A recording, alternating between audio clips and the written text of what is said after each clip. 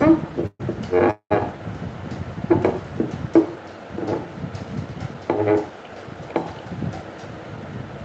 కృష్ణ భక్తులందరికీ స్వాగతం. ఈరోజు మన శ్రీమద్ భాగవతం యొక్క చర్చకి మీ అందరికీ స్వాగతం, మా దండవత్ ప్రణామాలు. హరే కృష్ణ. మనము ముందు జయరాధ మాధవ్ కీర్తన చేసి తర్వాత మంగళాచరణ చేసుకొని తర్వాత మన చర్చ ఆరంభిద్దామంట. సరేనా? మీరు మీ యొక్క స్థానాల దగ్గర నుంచి జయరాధ మాధవ్ కీర్తనని అనుసరించండి.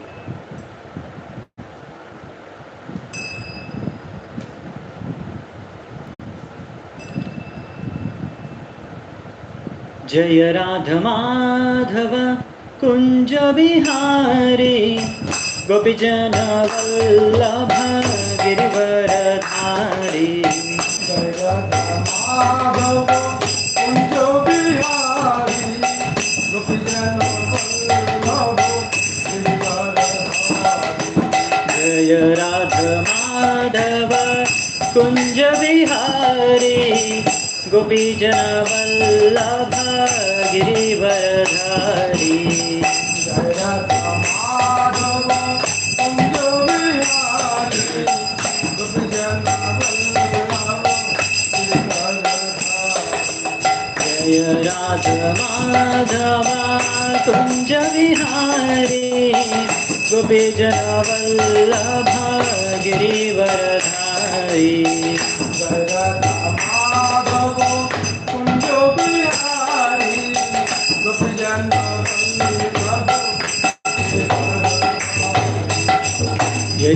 यशोदनंदन ब्रज जनरंजन यमुना तीरवनचारी। यशोदानंदन ब्रज जनरंजन यमुना तीरवनचारी। यशोदनंदन ब्रज जनरंजन यमुना तीरवनचारी।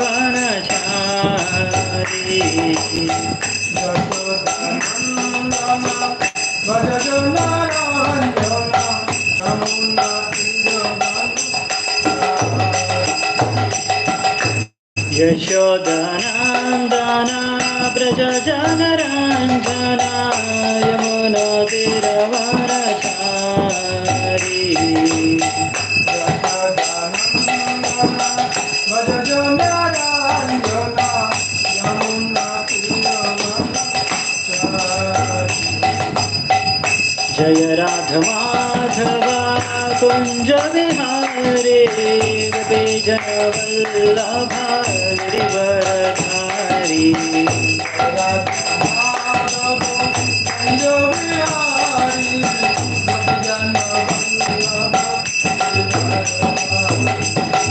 हरे कृष्ण कृष्ण कृष्ण हरे हरे हरे राम राम राम हरे हरे। हरे कृष्ण कृष्ण कृष्ण हरे हरे हरे राम राम राम हरे हरे। हरे कृष्ण कृष्ण कृष्ण हरे हरे हरे राम राम राम हरे हरे। हरे कृष्ण कृष्ण कृष्ण हरे हरे हरे राम राम हरे हरे। हरे कृष्ण कृष्ण कृष्ण हरे हरे हरे राम राम राम हरे हरे। हरे कृष्ण कृष्ण कृष्ण हरे हरे हरे राम राम हरे कृष्ण कृष्ण कृष्ण हरे हरे हरे राम राम राम हरे हरे। हरे कृष्ण कृष्ण कृष्ण हरे हरे हरे राम राम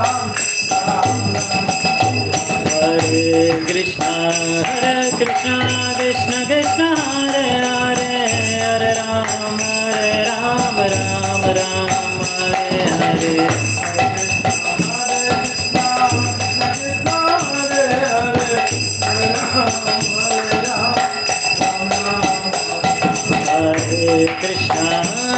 कृष्ण कृष्ण कृष्ण हरे हरे हरे राम राम राम हरे हरे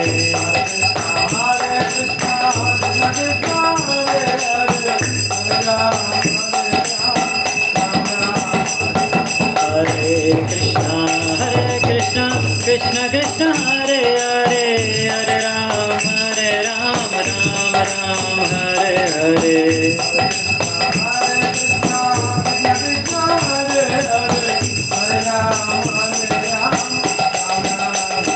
हरे कृष्ण कृष्ण कृष्ण हरे हरे हरे राम राम राम हरे हरे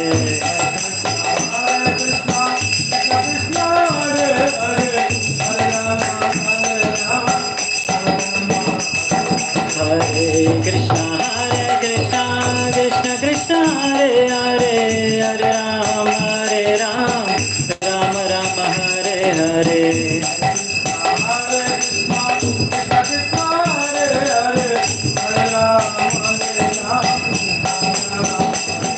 हरे कृष्ण कृष्ण कृष्ण हरे हरे हरे राम राम हरे हरे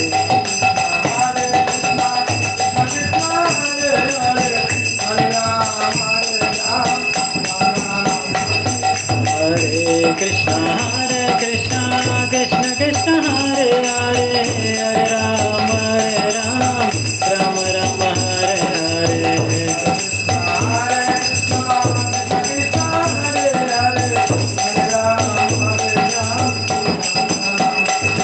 हरे कृष्ण कृष्ण कृष्ण हरे हरे हरे राम राम हरे हरे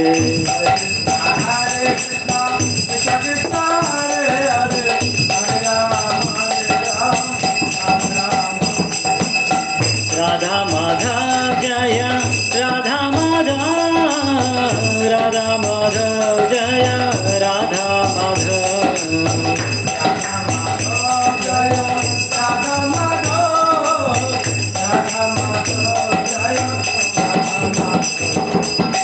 राधा माधव जय राधा माधव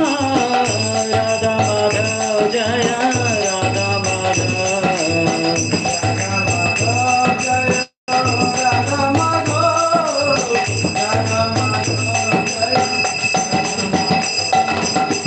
जगन्नाथ जय जगन्नाथ बलदेवा जय सुभद्रा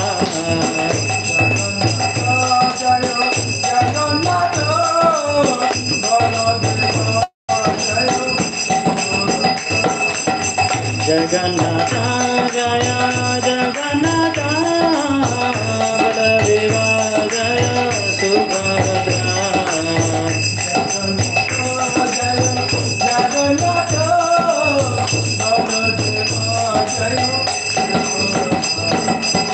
गौरानिताय जय गौरानिताय गौरानिताय जय गौरानिताय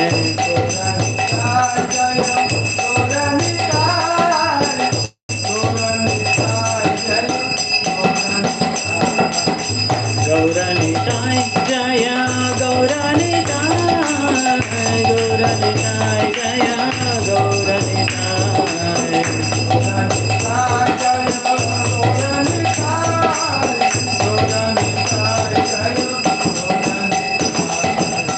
प्रभुपदा जय प्रभुपदा प्रभुपदा जय प्रभुपदा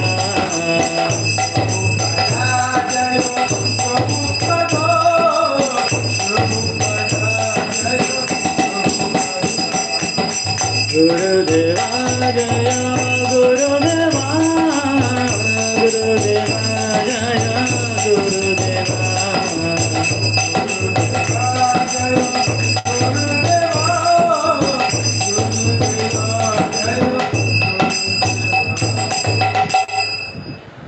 जय श्रील प्रभुपाद की हरिनाम संकीर्तन की जय। समवेत गौर भक्त वृंद की जय। निताय गौर सितनाथ प्रेमानंदे। हरि हरि बोल।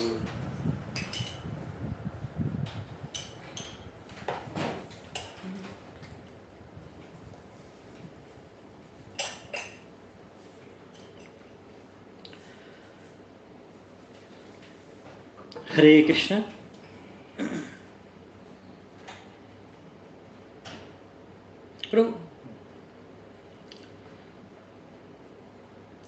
హరే కృష్ణ. సో మనం ఈరోజు ఇప్పుడు మంగళాచరణ చేసుకుందాం. ఓం అజ్ఞానతిమిరంధస్య జ్ఞానాంజనాశలాకయ చక్షురున్మిలితం యేన తస్మై శ్రీగురవే నమః. శ్రీచైతన్యమనోభీష్టం స్థాపితం యేన భూతలే స్వయం రూపः కదా మह्यं దదాతి స్వపదాంతికం. వందేహం శ్రీగురూన్ శ్రీయుతాపదకమలం శ్రీగురూన్ వైష్ణవాంశ్చ శ్రీరూపం సాగ్రజాతం సహగణా రఘునాథాన్వితాం తం సజీవం సాద్వైతం సావధూతం పరిజనాసహితం కృష్ణచైతన్యదేవం శ్రీరాధా కృష్ణపాదాన్ సహగణా లలితా శ్రీవిశాఖాన్వితాంశ్చ. నమో ఓం విష్ణుపాదాయ కృష్ణప్రేష్టాయ భూతలే శ్రీమతే భక్తివేదాంత స్వామినితి నామినే. నమస్తే సారస్వతే దేవే గౌరవాణి ప్రచారిణే నిర్విశేష శూన్యవాది పాశ్చాత్యదేశతారిణే. నమో మహావదన్యాయ కృష్ణ ప్రేమ ప్రదాయతే కృష్ణాయ కృష్ణ చైతన్య నామినే గౌరత్విసే నమః. హే కృష్ణ కరుణా సింధు దీనబంధు జగత్పతే గోపేశ గోపికా కాంత రాధాకాంత నమోస్తుతే. తప్త కాంచన గౌరాంగీ రాధే బృందావనేశ్వరీ వృషభానుసుతే దేవీ ప్రణమామి హరిప్రియే. నీలాచల నివాసాయ నిత్యాయ పరమాత్మనే బలభద్ర సుభద్రాభ్యాం జగన్నాథాయ తే నమః. వాంఛాకల్పతరుభ్యశ్చ కృపా సింధుభ్య ఏవ చ పతితానాం పావనేభ్యో వైష్ణవేభ్యో నమో నమః. జయ శ్రీ కృష్ణ చైతన్య ప్రభు నిత్యానంద శ్రీ అద్వైత గదాధర శ్రీవాసాది గౌరభక్తవృంద. హరే కృష్ణ కృష్ణ కృష్ణ హరే హరే హరే రామ రామ రామ హరే హరే. హరే కృష్ణ. సో మనం ఈరోజు యొక్క అధ్యాయం రెండవ అధ్యాయం ఈరోజు మనం ఆరంభిద్దాము. రెండవ అధ్యాయం వెళ్ళే ముందు మనం నిన్న చదువుకున్న చర్చించుకున్న విషయాల్లో ఒక ప్రశ్న కాదు, ఈరోజు మనం నిన్న 6 ప్రశ్నలు చర్చించుకున్నాము, అవునా? సో 6 ప్రశ్నలు ఒకటి దాని అనుకో లైన్లో అదే సీక్వెన్స్లో అదే ఏ విధంగా అయితే మనం 1 2 3 1 2 3 6 ప్రశ్నలు చర్చించుకున్నాం. ఏవైతే శౌనకాది ఋషులు సూత గోస్వామికి అడిగారో అవి ఎవరు చెప్పగలరు? ఫస్ట్ క్వశ్చన్, మొదటి క్వశ్చన్ ఏం చర్చించుకున్నాం మనం నిన్న? ఎవరైనా ఆన్సర్ చేయగలరా? నిన్న మనం చర్చించుకున్న మొదటి ప్రశ్న ఏది? శౌనకాది ఋషులు అడిగిన మొదటి ప్రశ్న సూత గోస్వామికి ఏది? 6 ప్రశ్నలు ఒకసారి మనం చూసి తర్వాత మనం ఈరోజు యొక్క అధ్యాయానికి వెళ్దామంట. ఎవరైనా కామెంట్ లైవ్ చాట్లో చెప్పగలరా? ఫస్ట్ క్వశ్చన్, మొదటి క్వశ్చన్ నిన్న సూత గోస్వామిని అడిగింది ఏది?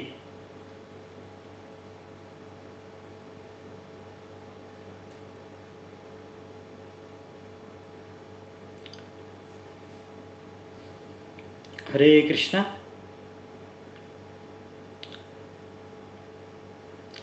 ఓకే,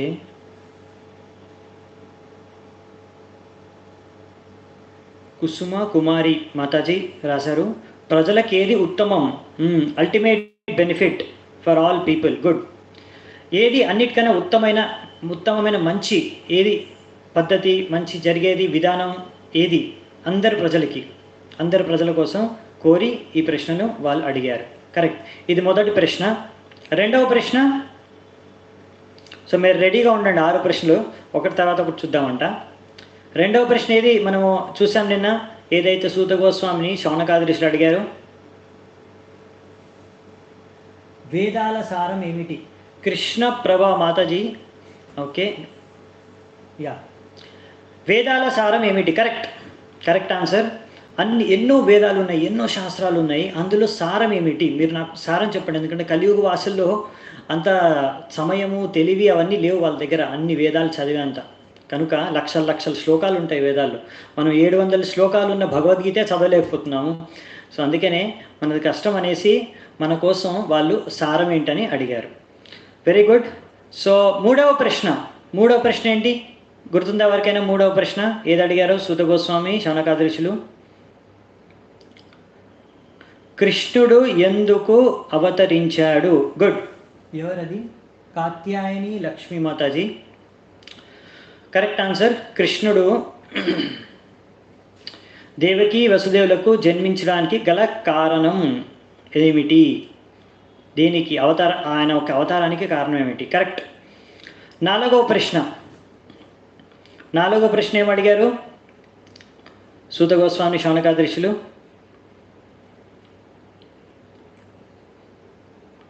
ఎవరు చెప్పగలరు?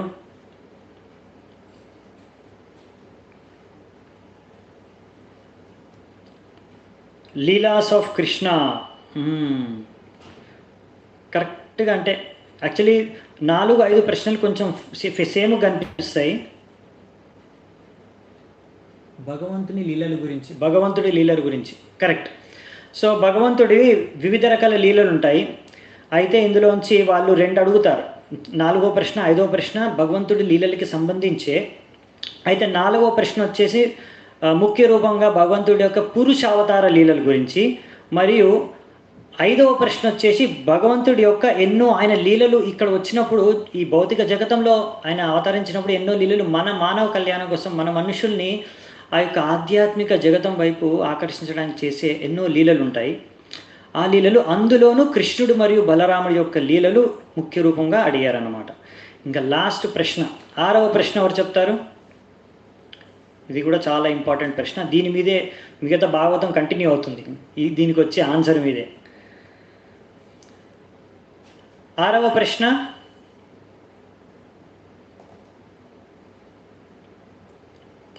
How can we learn about ధర్మ?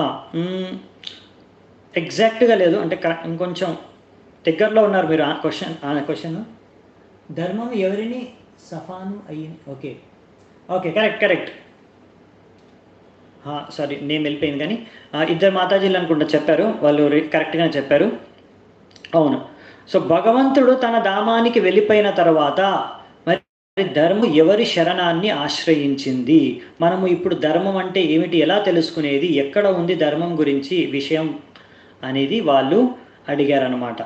ఇలా 6 ప్రశ్నలు వాళ్ళు మన మానవ జాతికి అందరికీ ఉపయోగపడే విధంగా ఆ ఉత్తరాలు, ఆ జవాబులు ఏవైతే ఉన్నాయో అవి మొత్తం మానవ జాతికే ఉపకూడతాయన్నమాట. అవి ఎలాగా, ఆ జవాబులు ఏమిటి అనేటి మనము ఈరోజు నుంచి చూసుకున్నామంట. ఇది 2వ అధ్యాయం చెప్పాను కదా, 3వ అధ్యాయం రెండిట్లో కలిపి చెప్పారనమాట మన సూత గోస్వామి వారు. సూత గోస్వామి వారు ఇప్పుడు ఆయన ప్రవచనం స్టార్ట్ చేస్తారన్నమాట. మనం ఎలా ప్రవచనం, మనము ఇక్కడ చర్చ, ఈ భాగవత్ చర్చ ఆరంభించే ముందు మనం ఎలాగ మంగళచారం చేసామో, అలాగే 2వ అధ్యాయంలో కూడా, ఏదైతే 2వ అధ్యాయం పేరు ఉంది భగవత్ తత్వము మరియు భక్తియుక్త సేవ, అంటే భగవంతుడు ఎవరు, అంటే భక్తత్వము మరియు భక్తి యొక్క తత్వము, ఆ భక్తిని మనము భగవంతుడి పట్ల ఎలా చేయాలి, అసలు ఆ భక్తి చేయడం వలన భగవంతుడికి మనకు కలిగే లాభాలు, మనలో వచ్చే పరివర్తనలు, ఇలా ఎన్నో విషయాలు, తత్వాలు భగవంతుడికి సంబంధించి ఈ అధ్యాయంలో ముఖ్య రూపంగా చర్చించడం. ఈ అధ్యాయం చాలా చాలా చాలా ముఖ్యమైన అధ్యాయం. ఇదొక మనకు భక్తి అంటే ఏంది అనే విషయాన్ని మనకి దాని యొక్క ఉన్నత స్థాయి, దాని యొక్క మహాత్మ్య మనకి ఒక అధ్యాయం మనకి నేర్పిస్తుంది అనమాట. ఇది చాలా ఇంపార్టెంట్. ఇంకా మనకి లీలలు, మన భగవంతుడి లీలలు, భక్తుడి యొక్క చరిత్రలు, ఇవన్నీ ముందు రాబోతున్నాయి. కానీ అవి లీలలు మీరు చదివినప్పుడు, భక్తుల యొక్క చరిత్రను మీరు చదివినప్పుడు, విన్నప్పుడు అందులోంచి మనం ఏం నేర్చుకోవాలి, దాన్ని మనం ఎలా అర్థం చేసుకోగలము సరైన పద్ధతిలో. చాలాసార్లు మనకు ప్రశ్నలు వస్తాయి, ఇలా ఎందుకు చేశాడు కృష్ణుడు, ఇలా ఎందుకు చేశాడు ఈ భక్తుడు, ఇలా ఎందుకు అయ్యింది, దీనికి ఇలా చేయడం వలన మనం ఇందులో నుంచి ఏం నేర్చుకోగలము, ఆ విషయాలు, అలాంటి ప్రశ్నలకు మీకు సమాధానాలు ఎప్పుడు మీకు దొరుకుతాయంటే ఇక్కడున్న భక్తి, భగవంతుడి యొక్క తత్వాలని మనం సరిగ్గా అర్థం చేసుకుంటాం. అంటే ఇది మనకి ఎలాగంటే, ఇప్పుడు మనం ఇంగ్లీష్లో కానీ తెలుగులో కానీ, ఇప్పుడు తెలుగులో మీరు పుస్తకాలు చదవాలనుకోండి, అప్పుడు ఏం చేయాలి, మరి ముందు మనకు అక్షరాలు రావాలి కదా, అక్షరాలు, వ్యాకరణ ఇవి వస్తే తర్వాత మనం పుస్తకాలు చదవగలం, అంతే కదా, డైరెక్ట్ పుస్తకాలు చదవలేం కదా. అలాగే భాగవతాన్ని అర్థం చేసుకోవాలంటే ఇది అలా అక్షరాలు, వ్యాకరణ ఎలాగో ఈ సెకండ్ చాప్టర్ లాంటిది అనమాట భాగవతానికి. సో ఇది చాలా ఇంపార్టెంట్. ఆ విధంగా మనకి మంచిగా మనకు భాగవతం మొత్తం ఎన్ని 12 స్కందాల్లో ఎన్నో అధ్యాయాలు, ఎన్నో లీలలు ఉంటే అవన్నీ అర్థం కావాలంటే 4వ చాప్టర్ నుంచి మొత్తం ఇంకా మీకు భగవంతుడు, భక్తుడి యొక్క లీలలు కొంచెం కొంచెం ఆరంభమైపోతాయి. సో ఈ యొక్క 2వ అధ్యాయంలో మాత్రం ఈ తత్వాలను మనం చర్చించుకుంటాం. ఇది మీకు ఇందులో లీలలు కనిపించకపోవచ్చు, కానీ చాలా మనకు అర్థం చేసుకోవడానికి ముఖ్యమైన విషయాలు అనమాట. మరి 3వ అధ్యాయం నుంచి భగవంతుడి యొక్క అన్ని అవతారాలు అడిగారు కదా వీళ్ళు ప్రశ్నలు. సో ఈ యొక్క 2వ అధ్యాయంలో మొదటి ప్రశ్న, 2వ ప్రశ్నకు సమాధానాలు మొదటి 15 శ్లోకాల్లో, అంటే దాని తర్వాత కూడా కంటిన్యూ అవుతాయి. 2వ ప్రశ్న ఏంటంటే 2వ ప్రశ్నకి ఉత్తరం, జవాబు చాలా శ్లోకాల్లో ఇస్తారంట, ఒక్క శ్లోకంలో ఎవరు. మొదటి ప్రశ్నకు మాత్రం 6, 7 2 శ్లోకాల్లో ఆ జవాబుని ఆయన సంక్షిప్త రూపంలో ఇచ్చేస్తాడు. మరియు 2వ ప్రశ్నకి చాలా శ్లోకాలు ఉంటాయి, మెయిన్గా స్టార్టింగ్లో వచ్చే శ్లోకాలన్నీ 22 వరకు. అయితే అంటే 6, 7 తర్వాత 8 నుంచి 22 వరకు అనుకోండి. మరి మెయిన్గా అందులో మనకి స్టార్టింగ్ ఈరోజు మనం చూసేది 1 నుంచి 15 శ్లోకాలు చూడడానికి మనం ప్రయత్నిద్దాము. అందులో 2 సమాధానాలు, మొదటి ప్రశ్నకి 2వ ప్రశ్నకి సమాధానాలు మనకి ఇక్కడ సూత గోస్వామి వారు శౌనకాదిరేషులకు చెబుతారనమాట. అది మనం చర్చించుకుందాం ఈరోజు. సో మనం ఎలాగైతే ప్రతి అధ్యాయానికి ఒక ఓవర్వ్యూ చూసుకుంటాము, అసలు ఏముంది అధ్యాయంలో మీకు ఆల్రెడీ చెప్పేశాను. మొదటి విషయం ఇందులో మనం చూసేది సూత గోస్వామి వారు, ఆయన కూడా మనం ఎలా అయితే మంగళాచరణ చేసుకుంటామో అలాగే ఆయన కూడా ఆయన యొక్క గురువులకి, ఆయన దేవుడికి ఆయన కూడా మంగళాచరణ చేసుకుంటాడు, ఆయన కూడా ప్రార్థన అర్పిస్తాడు. దాని తర్వాత ఆయన ప్రవచన ఆరంభిస్తాడు. ఇది మన పరంపర అనమాట. మీరు చూస్తారు ప్రతి దగ్గర వేదవ్యాసులు కూడా ఫస్ట్ అధ్యాయంలో స్టార్ట్ చేసే ముందు ఆయన కూడా ప్రార్థన అర్పించాడు, మంగళాచరణ అనమాట. ఇక్కడ కూడా మనం చూసాము సూత గోస్వామి, ఇప్పుడు చూస్తాము ఆయన కూడా ప్రార్థన అర్పిస్తాడు, అది కూడా చాలా మంచిది. దాని తర్వాత ఆయన యొక్క ఎవరైతే వాళ్ళ ప్రశ్నలు అడిగారో వాళ్ళ ప్రశ్నల గురించి కొద్దిగా మాట్లాడి, దాని తర్వాత 6వ శ్లోకం నుంచి ఆయన సమాధానం, ఫస్ట్ క్వశ్చన్, ప్రథమ క్వశ్చన్ ప్రశ్నకి సమాధానం చెప్పుకుంటూ స్టార్ట్ చేస్తారనమాట. 6, 7 తర్వాత 8వ నుంచి 2వ ప్రశ్నకు సమాధానం నడుస్తుంది. అలా ఇంకా 3, 4 ప్రశ్నలకు కూడా సమాధానాలు ఈ అధ్యాయంలో యొక్క చివరి భాగంలో చెప్తారనమాట. అది కొంచెం ఈ యొక్క చివరి భాగంలో ఉంటుంది, ఇంకొంచెం ఆన్సరు నెక్స్ట్ అధ్యాయంలో మొదటి భాగంలో కూడా ఉంటుందన్నమాట. కానీ అది మనం ఎలాగైతే మనం వెళ్తూ ఉంటామో ఈ చాప్టర్లో అప్పుడు చూద్దామంట. కానీ ఈరోజు మాత్రం మనం చూసేది మొదటి 2 ప్రశ్నలకి సమాధానాలు. సో అంతకన్నా ముందు సూత గోస్వామి వాళ్ళు ఏ విధంగా అయితే భగవంతుడి తన ప్రార్థన అర్పిస్తాడో ఆ విషయాన్ని మనం చూద్దామంట. ఇందులో ఆయన గురువు ఎక్కడి నుంచి ఆయన నేర్చుకున్నాడు? శుకదేవ్ గోస్వామి నుంచి. అవునా? భాగవతం ఆయన విన్నది శుకదేవ్ గోస్వామి గురించి. సో శుకదేవ్ గోస్వామిని ఆయన ప్రశంసిస్తూ ఆయన భగవంతుడికి ప్రార్థనని అర్పించుకుంటాడు. ఆ ప్రార్థన చూసి మనం అక్కడి నుంచి మనం మొదలు పెడతామంట. మొదటి శ్లోకం ఇప్పుడు వ్యాసదేవు చెప్పేస్తున్నాడు. ఇప్పటివరకు నేను చెప్పాలనుకుంది అంటే ఇప్పటివరకు వీళ్ళు శౌనకాది ఋషులు ప్రశ్న అడిగేశారు. ఇప్పుడు సూత గోస్వామి చెప్పబోతున్నాడు, అంటే ఆయన వ్యాఖ్యానించబోతున్నాడు అనే విషయాన్ని ప్రథమ శ్లోకంలో వ్యాసదేవుల వారు చెప్తారనమాట. వ్యాస ఉవాచ, ఇది ప్రథమ శ్లోకం. ఇతి సంప్రశ్న సంహృష్టో విప్రాణాం రౌమహర్షణిః ప్రతిపూజ్యావచస్తేషాం ప్రవక్తుం ఉపచక్రమే. తో ఇక్కడ ఆయనని రోమహర్షిణి, ఎందుకంటే ఈయన రోమహర్షణ యొక్క పుత్రుడు సూత గోస్వామి. ఈ స్టోరీ కూడా మధ్యలో వస్తుంది భాగవతంలో, అప్పుడు మనము అది చూద్దామంట. సో ఇక్కడ ఆయన అంటున్నాడు, ఈ రోమహర్షుడి యొక్క సుతుడైన ఈ సూత గోస్వామి, ఆయన పేరు ఉగ్రశ్రవ. సూత గోస్వామి పేరు కూడా ఇంకో పేరు ఉగ్రశ్రవ. ఈయన ఈ ప్రశ్నలు విన్న తర్వాత ఎంతో ఆయనకు సంతృప్తి కలిగిందనమాట. ఈ ప్రశ్నలు వినగానే ఆయనకు ఎంతో సంతృప్తి కలిగింది. ఎందుకనేది మనం చూద్దామంట. సూత గోస్వామి చెప్తారు. ఎందుకంటే ఇవి చాలా మంచి ప్రశ్నలు అడిగారు వీళ్ళు బ్రాహ్మణులు, వీళ్ళందరూ ఋషులు. అందుకని వాళ్ళందరికీ ధన్యవాదాలు చెప్పి తర్వాత వాళ్ళు అడిగిన ప్రశ్నలు ఎంత మంచి ప్రశ్నలు అడిగారు అని ధన్యవాదాలు చెప్పి తర్వాత ఆయన సమాధానం చెప్పడం మొదలు పెడతాడనమాట. సో ఇప్పుడు మనం సూత గోస్వామి యొక్క వాక్యానాన్ని, ఆయన యొక్క మొదటి ప్రార్థనని మనం చూద్దామంట. సో దీని యొక్క సో మొదట సూత గోస్వామి ఏం చెప్తారంటే, శుకదేవ గోస్వామి యొక్క గొప్పతనాన్ని వర్ణిస్తారనమాట ఇక్కడ 2 శ్లోకాల్లో. సూత ఉవాచ యం ప్రవ్రజంతం అనుపేతమపేత కృత్యం ద్వైపాయనో విరహ కాతర ఆజుహావ పుత్రేతి తన్మాయతయాతరవోభినేతుస్ తం సర్వభూత హృదయం మునిమానతోస్మి. ఆయన ఏమంటున్నా అంటే, నేను ఆ మహామునికి నేను నా యొక్క ప్రణామాలని అర్పించుకుంటున్నాను. ఎవరైతే ప్రతి ఒక్కరి హృదయంలో, అంటే వాళ్ళ హృదయంలోకి వెళ్ళే ఆ సామర్థ్యం ఆయనకు ఉంది. ఇంకా ఆయన గురించి కొంచెం వర్ణిస్తున్నారు. ఆయన ఏంటంటే, ఆయన పుట్టగానే ఆయన వ్యాసదేవుని యొక్క పుత్రుడు. ఆయన ఎలాగైతే ఎప్పుడైతే జన్మించాడో, ఆయన జన్మించగానే వైరాగ్యంతో ఆయన ఏ భౌతిక ఆసక్తి బంధనాలకు ఏమాత్రం ఆసక్తి లేకుండా, ఏమాత్రం సంస్కారాలు, అంటే మనకి బ్రాహ్మణులు ఎవరైతే ఉంటారో వాళ్ళకి ఇది బ్రాహ్మిన్ థ్రెడ్,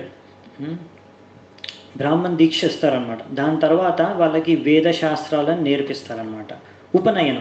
ఉపనయనం సంస్కారం చేసిన తర్వాత వాళ్ళకి అప్పుడు వేద శాస్త్రాలు నేర్చుకుంటారు వాళ్ళు గురువు దగ్గర, ఇదనమాట.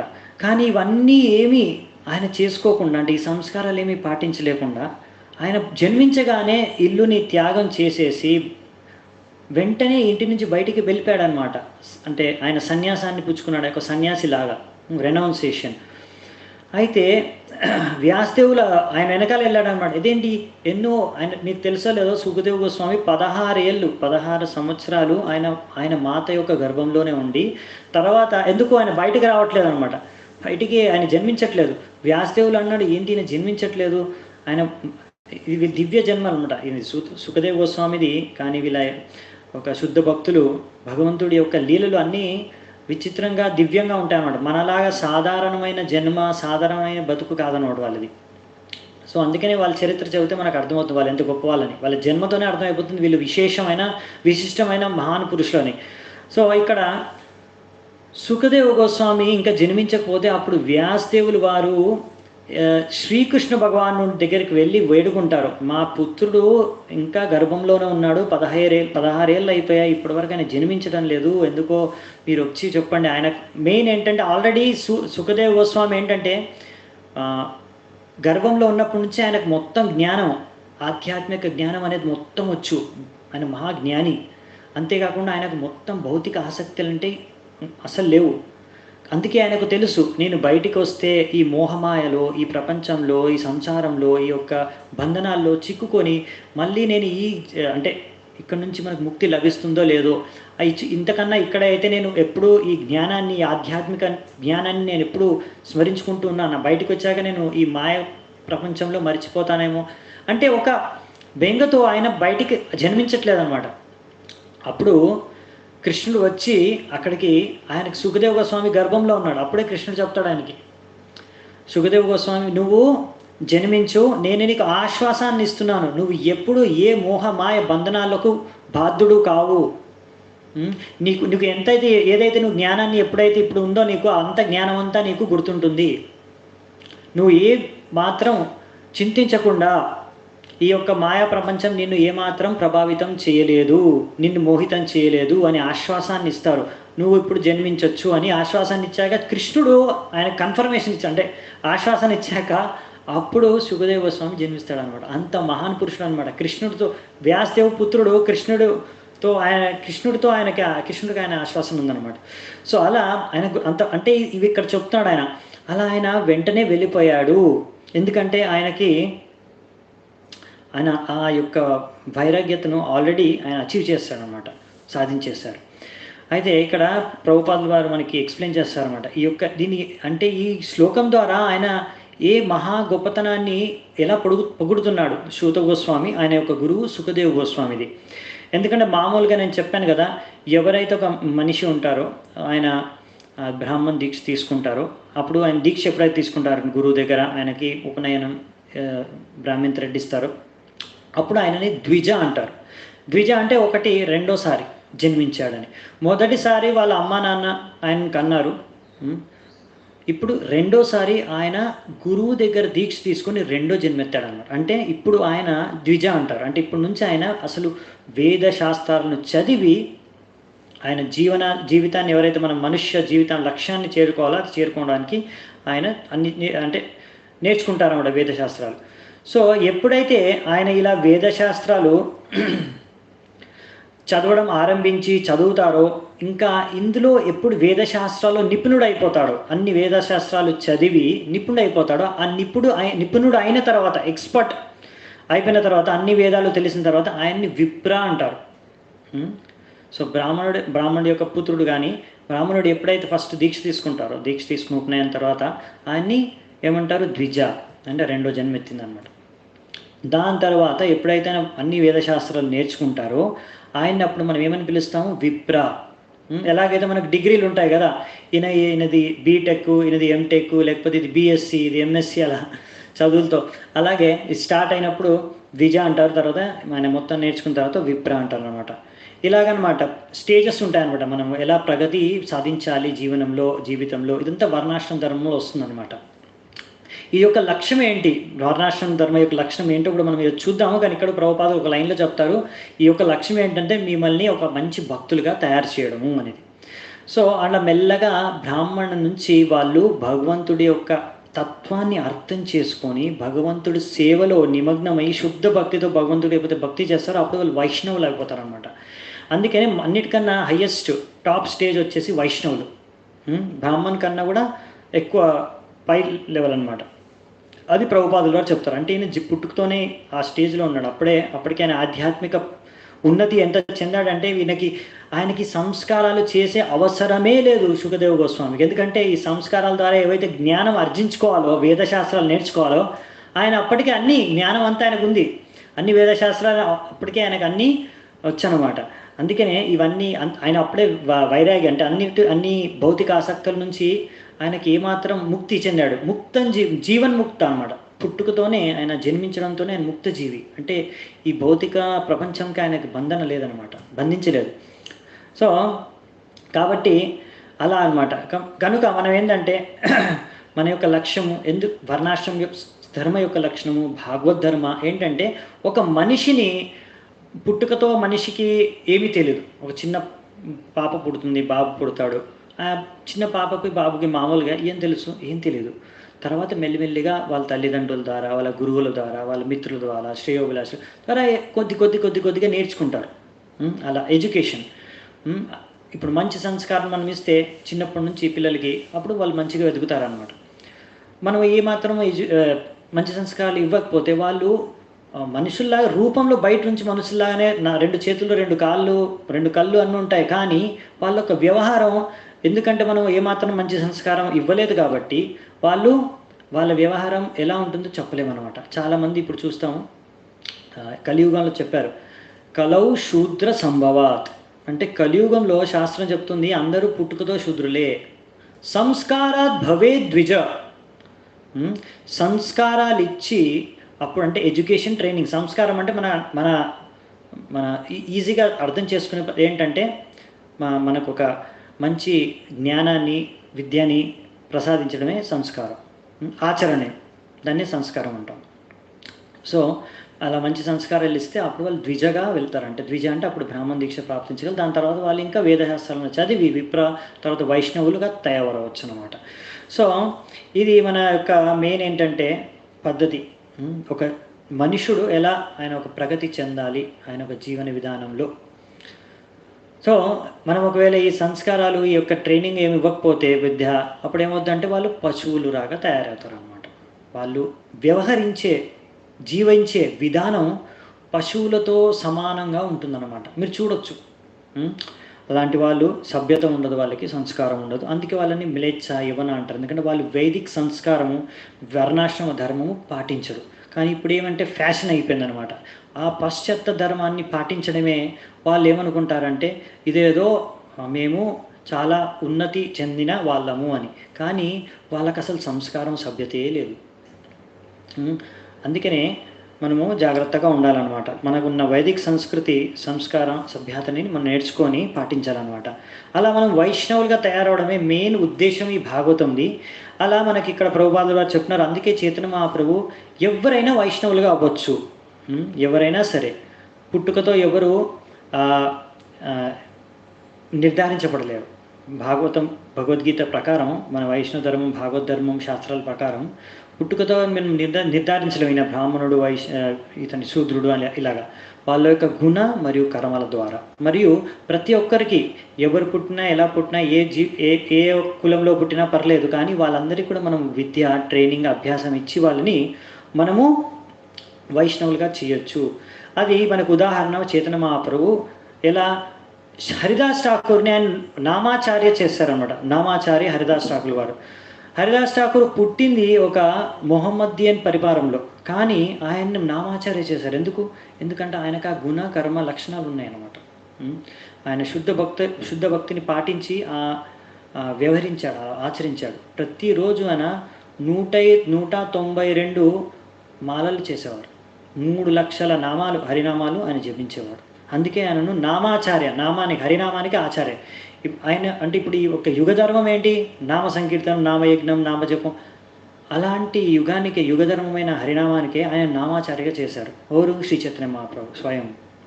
కాబట్టి ఎప్పుడు మనం మన వైష్ణవ సాంప్రదాయంలో వాళ్ళ యొక్క బ్యాక్గ్రౌండ్ అంటే వాళ్ళు ఏ కులము ఏ జాతి అని మనం చూడమన్నమాట. అందరికీ మనం ఈ భక్తిని ప్రసాదిస్తాము. అందరూ ఈ భక్తిని ఈ భగవద్ధర్మాన్ని పాటించి వైష్ణవులుగా తయారవచ్చు అనమాట. ఇది చైతన్య మహాప్రభువే కాదు, రామానుజాచార్య, శ్రీ సంప్రదాయాలు, మధ్వాచార్య, మన మధ్వ సంప్రదాయాలు వీళ్ళందరూ ఈ శిక్షణలు ఇచ్చారనమాట. మీరు హిస్టరీ వెళ్తే మీకు అన్నీ అర్థమవుతాయి. సో నెక్స్ట్ ఇంకొక మంచి ఇంపార్టెంట్ శ్లోక, దీని ద్వారా కూడా ఆయన వాళ్ళ గురువుని గుణగానం చేస్తారనమాట. ఆ శ్లోకాన్ని చూద్దామంట మనం. యస్వానుభావమఖిల శృతిసారమేకం అధ్యాత్మదీపమతితీర్షితాం తమోందం సంసారిణాం కరుణయా పురాణగుహ్యం తం వ్యాససూనముపయామి గురుం మునీనాం. ఇది 3వ నంబర్ శ్లోకం. ఇందులో చూడండి ఎంత బాగా వాళ్ళ గురువుని ఇక్కడ గుణగానం చేశారంటే, యస్వానుభావం అఖిల శృతి సారమేకం. ఆయన అంటాడు సుఖదేవ్ గోస్వామి స్వయంగా యస్వానుభావం ఆయన అంటే మొత్తం ఏదైతే ఆయన జ్ఞానాన్ని నేర్చుకున్నాడో వాళ్ళ తండ్రి ఆయన వ్యాసదేవుని యొక్క ముఖాన్ని నుంచి కూడా ఆ యొక్క జ్ఞానాన్ని ఆయన ఏం చేశాడు, మొత్తం బాగా అర్థం చేసుకొని దాన్ని జీర్ణించుకున్నాడు అనమాట. అనుభవించుకున్నాడు ఆ జ్ఞానాన్ని, ఎక్స్పీరియన్స్ చేశాడు ఆ జ్ఞానాన్ని. అలా చేసి మొత్తం ఆ సారాన్ని అనుభవించి అప్పుడు దాన్ని మనకిప్పుడు ప్రసాదిస్తున్నాడు అనమాట. అధ్యాత్మదీపమతితీర్షితాం తమోందం. సో మనకిక్కడ ఆ యొక్క జ్ఞానాన్ని ప్రసాదించి మనకున్న అంధకారాన్ని తొలగించి మరి మనకి ఇదొక కృప. సంసారిణాం కరుణయా పురాణ గుహ్యం. ఈ పురాణంలో ఉన్న గుహ్యాన్ని రహస్యాన్ని మనకు అర్థమయ్యే విధంగా మనకి ఇక్కడ ప్రస్తుతించాడనమాట. సంసారిణాం కరుణయ, ఇది ఆయన కరుణ. మన సంసారంలో ఉన్న సంసారం చేసుకుంటే అందరి జీవుల పైన కరుణ. అంటే మనం అనుకున్నాం కదా ఇది భాగవతం అనేది ఓన్లీ పరమహంసలు అయితే దీన్ని బాగా ఆస్వాదించగలరు. కానీ ఇక్కడ అంటున్నారు సంసారీలు అంటే సంసారం చేసుకునే వారు కూడా ఈ భాగవతాన్ని చదవాలి. ఎందుకంటే వాళ్ళ కోసమని కూడా ఆయన ఇక్కడ రాశారు. వాళ్ళకు కృప ప్రదానం చేస్తూ ఈ భాగవతాన్ని రాశారు. అంటే ఇది ఎవరైతే ఆల్రెడీ శుద్ధ భక్తులో ఆల్రెడీ ముక్త జీవులో వాళ్ళు ఏంటంటే వాళ్ళు కూడా ఈ భాగవతాన్ని చదివి ఆస్వాదాన్ని ఇస్తారన్నమాట. రసాన్ని ఆస్వాదించి ఎంతో ఆనందాన్ని అనుభవిస్తారు.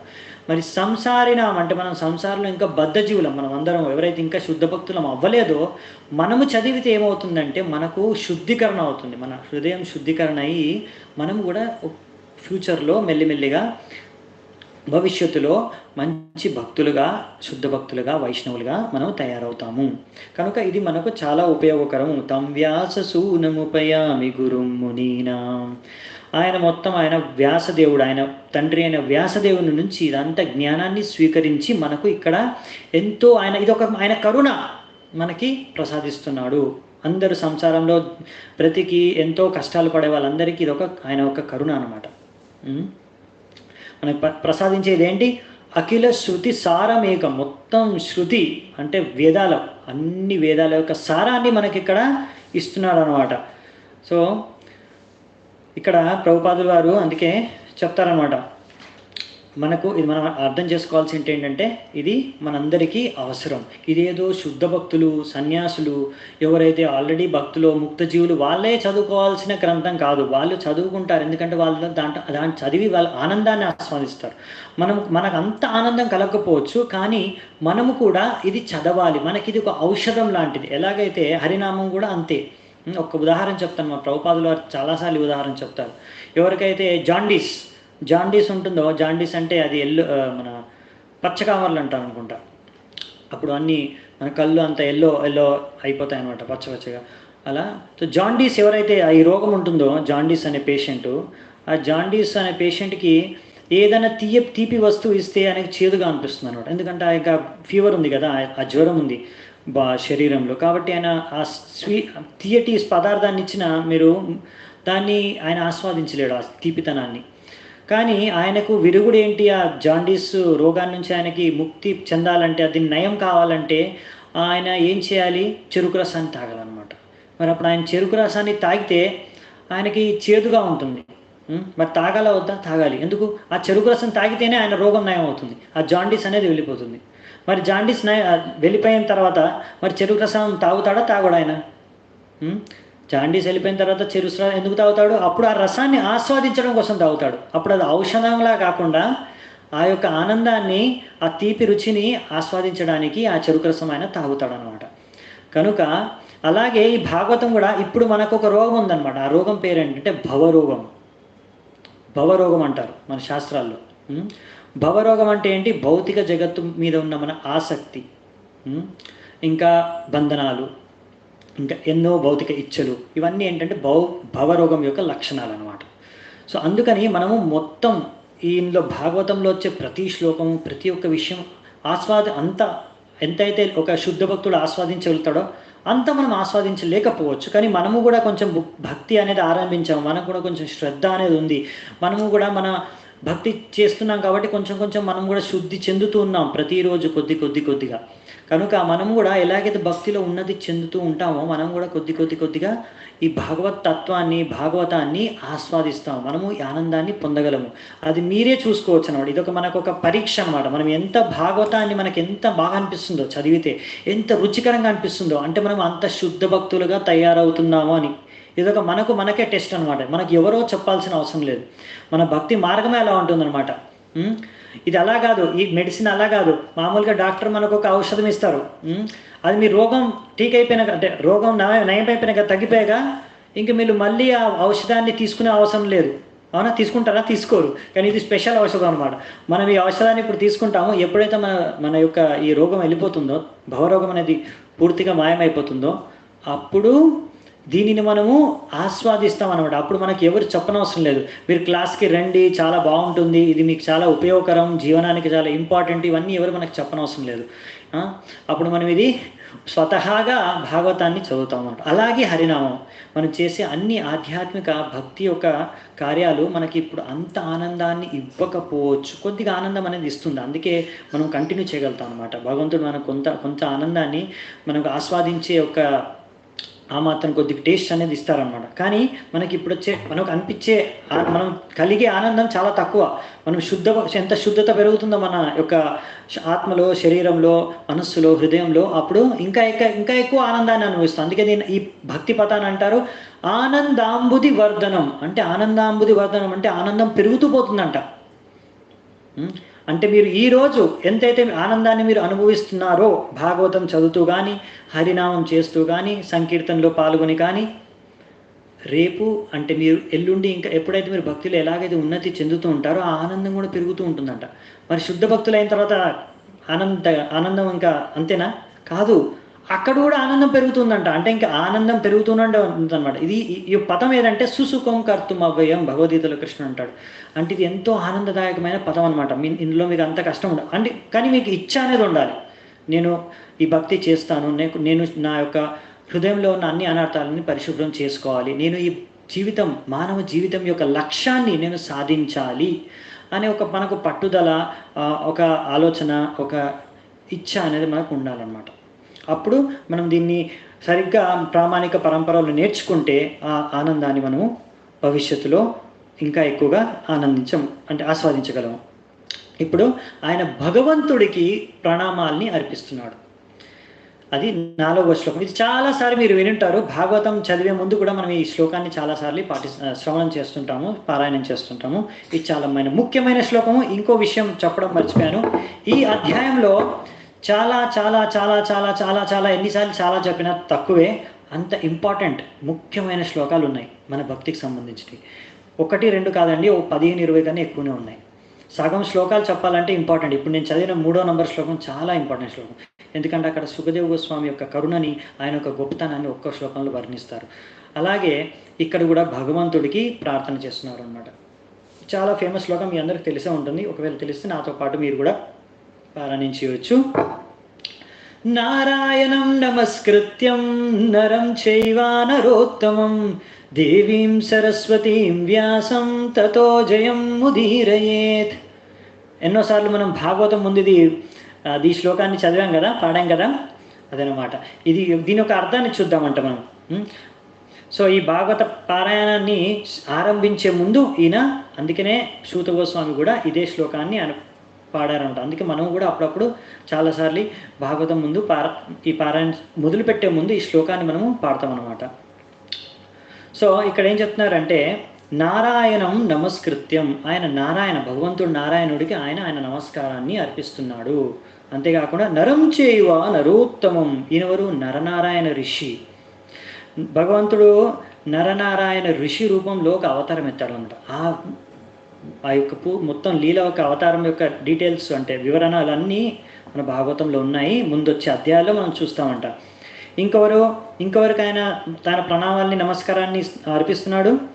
దేవీం సరస్వతీం, సరస్వతి దేవికి, ఎందుకంటే ఆమె విద్య దేవత, మనకు విద్యను ప్రసాదించే దేవత. ఆమెకు కూడా ఆయన తన ప్రణామాన్ని అర్పిస్తున్నాడు. ఇంకొవరికి? వ్యాసదేవునికి. దేవీం సరస్వతీం వ్యాసంతో వ్యాసదేవునికి కూడా ఆయన ప్రణామాల్ని అర్పించేస్తున్నాడు అన్నమాట. తతో జయం ఉదీరయేత్. దాని తర్వాత 5వ శ్లోకం మనం చూద్దాం. ఇప్పుడు ఆయన ప్రణామాలు అర్పించిన తర్వాత 5వ శ్లోకంలో ఈ యొక్క ఋషిమునులు ఎవరైతే ఉన్నారో, శౌనకాది ఋషులు, వాళ్ళకి ఉద్దేశించి మాట్లాడుతున్నాడు. ఏమని?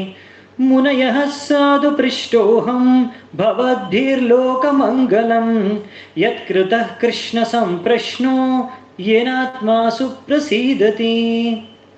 ఆయన అంటున్నాడు, మునయః సాధు పృష్టోహం, మీరు అడిగిన ప్రశ్నలు, మునయః సాధు పృష్టోహం, ప్రశ్నలు భవాద్భిర్లోకమంగళం, మొత్తం ఈ భౌతిక జగత్లో ఉన్న లోకంలో అందరున్న మనుషులందరికీ మంగళాన్ని కలుగజేస్తాయి. లోకమంగళం. భవాద్భిర్లోకమంగళం యత్కృత కృష్ణ సంప్రశ్నో, ఎందుకు?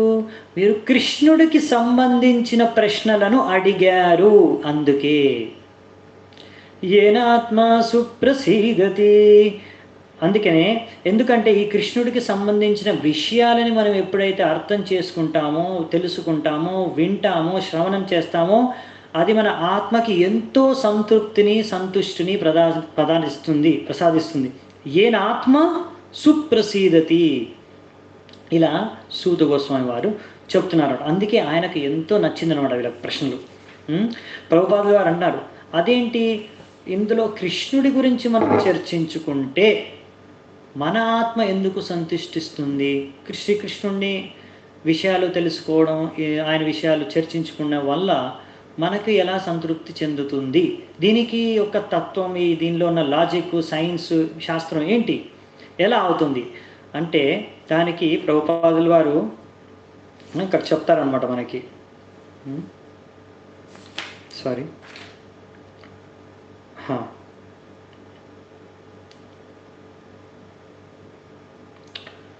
ఎందుకంటే వేదాల శాస్త్రాల యొక్క సారం అంటే భగవద్గీతలో కూడా శిల ప్రభుపాద వారు ఇక్కడ ఉదాహరణ ఇచ్చారు.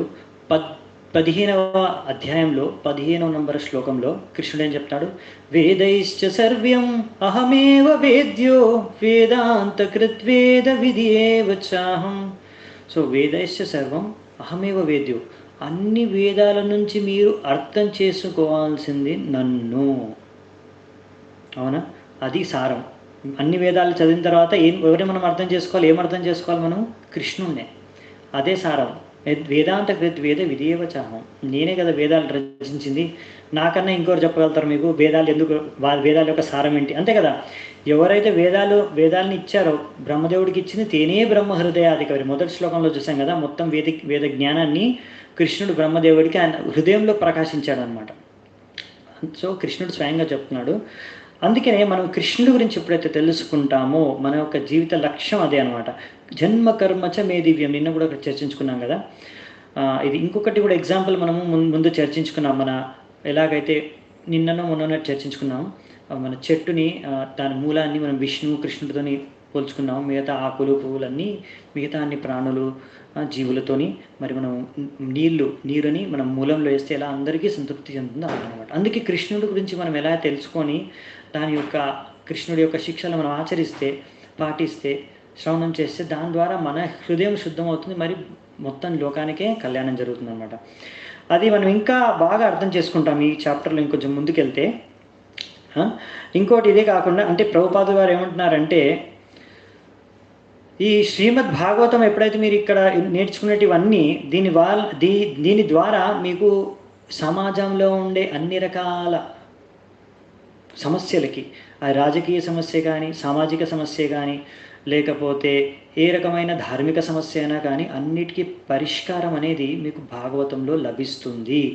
ఈ ప్రశ్నలకు ఉత్తరాల్లోనే లభిస్తుంది. అందుకనే ఇవి చాలా చాలా ముఖ్యమైన ప్రశ్నలు, వీటి సమాధానాలు కూడా చాలా చాలా ఇంపార్టెంట్. ఇప్పుడు మనం ఇవి చూస్తామంట. 6వ శ్లోకము మొదటి సమాధానం, 6 మరియు 7వ శ్లోకము. వీటిని చూద్దామంట మనము. ఇవన్నీ ఇంపార్టెంట్ శ్లోకాలు. సవై పుంసాం పరో ధర్మో యతో భక్తిరదోక్షజే అహైతుక్య ప్రతిహత యయాత్మా సుప్రసీదతి. చెప్పాను కదా, ఈ యొక్క భక్తి ఏదైతే ఉందో అహైతుకి అప్రతిహత. ఎవరి పట్ల? భగవంతుడి పట్ల. సవై పుంసాం పరో ధర్మో అంటే మనం ఎన్నో కర్మలు ధర్మాలు పాటిస్తూ ఉంటాము, ఆలోచిస్తూ ఉంటాము, చేస్తూ ఉంటాం. కానీ అన్నిటికన్నా ఉత్తమమైనది ఏమిటి? మనం అడిగాం కదా, ఫస్ట్ క్వశ్చన్ అది కదా. ఉత్తమమైన ధర్మం, ఉత్తమమైన కార్యం, ఉత్తమమైన మంచి అనేది మనిషికి ఏది? అదే ఇక్కడ సవై పుంసాం అందరికీ, పరో ధర్మం అన్నిటికన్నా పరాధర్మం, అన్నిటికన్నా ముఖ్యమైన ధర్మం ఏంటి? యతో భక్తిర్ అదోక్షజే అంటే అది కృష్ణుడికి ఒక పేరు. యతో భక్తిర్ ఆయనకు భక్తి చేయడం. అహైతుకి అప్రతిహత ఎలా చేయాలి భక్తి? అహైతుకి అప్రతిహత. అహైతుకి అంటే మీకు ఏ రకమైన వేరే హేతువు లేకుండా. చాలా మటుకు మనం భక్తి చేసేటప్పుడు మనం అది భక్తి చేయం, అసలు బిజినెస్ చేస్తాం అనమాట. చాలామంది భగవంతుడి దగ్గరికి వెళ్ళేసి నేను మీకు ఇది అర్పిస్తాను, నాకు ఈ కోరిక మీరు తీర్చండి, నేను మీకు ఇది అర్పిస్తాను, నాకు ఈ సమస్య మీరు పరిష్కారం చేయండి అంటే మీరు ఫీజు ఇస్తున్నారా భగవంతుడికి? అంటే ఆయన మీది బిజినెస్సా లేకపోతే ఏంటది? అలా నేను అనట్లేదు. ప్రహ్లాద్ మహారాజ్ అంటాడు నరసింహదేవుడికి, నరసింహస్వామికి ఎప్పుడైతే ప్రత్యక్షమవుతాడో ప్రహ్లాద్ మహారాజుకి నరసింహదేవుడు అడుగుతాడు ప్రహ్లాద్ మహారాజుని, నీ భక్తికి నేను ఎంతో మెచ్చాను, నీకేమైనా వరం కావాలంటే చెప్పు, నేను నీకు వరాన్ని ఇస్తాను అంటాడు. నీకేమైనా కోరిక ఉంటే చెప్పు, కోరుకో, నేను నీకు వరాన్ని ఇస్తాను అంటాడు. అప్పుడు ప్రహ్లాద్ మహారాజ్ అంటాడు, నేను మీకు భక్తితో నేను మిమ్మల్ని ఆరాధించాను, నాకేం బిజినెస్, నేనేం వ్యాపారిని కాదు, మీకు భక్తి చేయడం వల్ల నాకేదో లాభం వస్తుందనేసి, నాకేదో మీరు నా కోరికలు తీరుస్తారని, మీరు నాకు అలా వరాల ద్వారా నా కోరికలు పూర్తి చేస్తారని నేను మీకు భక్తి చేయలేదు. అలా చేసే వాళ్ళు వ్యవసాయం చేస్తున్నారు, వాళ్ళు వ్యాపారం చేస్తున్నారు, నేను వ్యాపారిని కాదు, నేను భక్తుని అని చెప్తారనమాట. అయితే మనము భగవంతుడికి మనం భక్తి చేసుకుంటాం, ఎందుకంటే చెప్పాం కదా, మనకు 6 అనర్థాలు ఉన్నాయి: కామ, క్రోధ, లోభ, మోహ, మద్మాశ్చర్యాలు. అందుకనే మనము ఎన్నో కష్టాలు, ఎన్నో బంధనాలు, ఎన్నో ఆసక్తులతో పీడితులమై ఈ జగత్తులోనే ఉండిపోతాం అనమాట. ఈ కర్మాలు చేసి మరీ ఈ కర్మాలని, ఒక ఫలితాలని అనుభవించడానికి మళ్ళీ జన్మెత్తడం, ఆ జన్మలో మళ్ళీ ఎన్నో రకాల పాపపుణ్య కర్మాలు చేసి మళ్ళీ ఆ ఫలితాలని అనుభవించడం కోసం మళ్ళీ జన్మెత్తడం, ఇలా జన్మ మృత్యు సైకిల్ ఇలా తిరుగుతున్నాం అనమాట. సో ఇవన్నింటిని ముక్తి చెందాలి అంటే మనం అనర్థాల నుంచి ముక్తులం అవ్వాలన్నమాట. అవన్నీ అనర్థాలు ఎలా ముక్తులం అవుతాం ఇప్పుడు మనం చదువుదామంట. ఈ యొక్క భక్తి తత్వాన్ని మనం అర్థం చేసుకుందామంట. సో ఫస్ట్ క్వశ్చన్కి అర్థం ఇది అనమాట: సవై పుంసాం పరోధర్మ. ఇది అన్నిటికన్నా ఉత్తమమైన ధర్మం, మీరు ఇది చేయండి, చేస్తే అందరికీ లోక కళ్యాణం జరుగుతుందన్నమాట. ఇది మనం అందరం తెలుసుకుంటే. నెక్స్ట్ శ్లోకం చూద్దామా? ఎవరికి భక్తి చేయాలి క్లియర్గా కూడా చెప్పేస్తారనమాట. వాసుదేవే భగవతి భక్తి యోగ ప్రయోజిత జనయత్యాసు వైరాగ్యం జ్ఞానం చ యద్ అహైతుకం. అచ్చా, ఇంకొక పాయింట్ చెప్పడం మర్చిపోయాను కదా. 6వ నంబర్ శ్లోకంలో అహైతుకి అప్రతిహత. అహైతుకి అంటే చెప్పాను మీకు, ఏ హేతువు లేకుండా, అంటే అల్టీరియర్ మోటివ్ లేకుండా, ఇల్ మోటివేషన్ లేకుండా.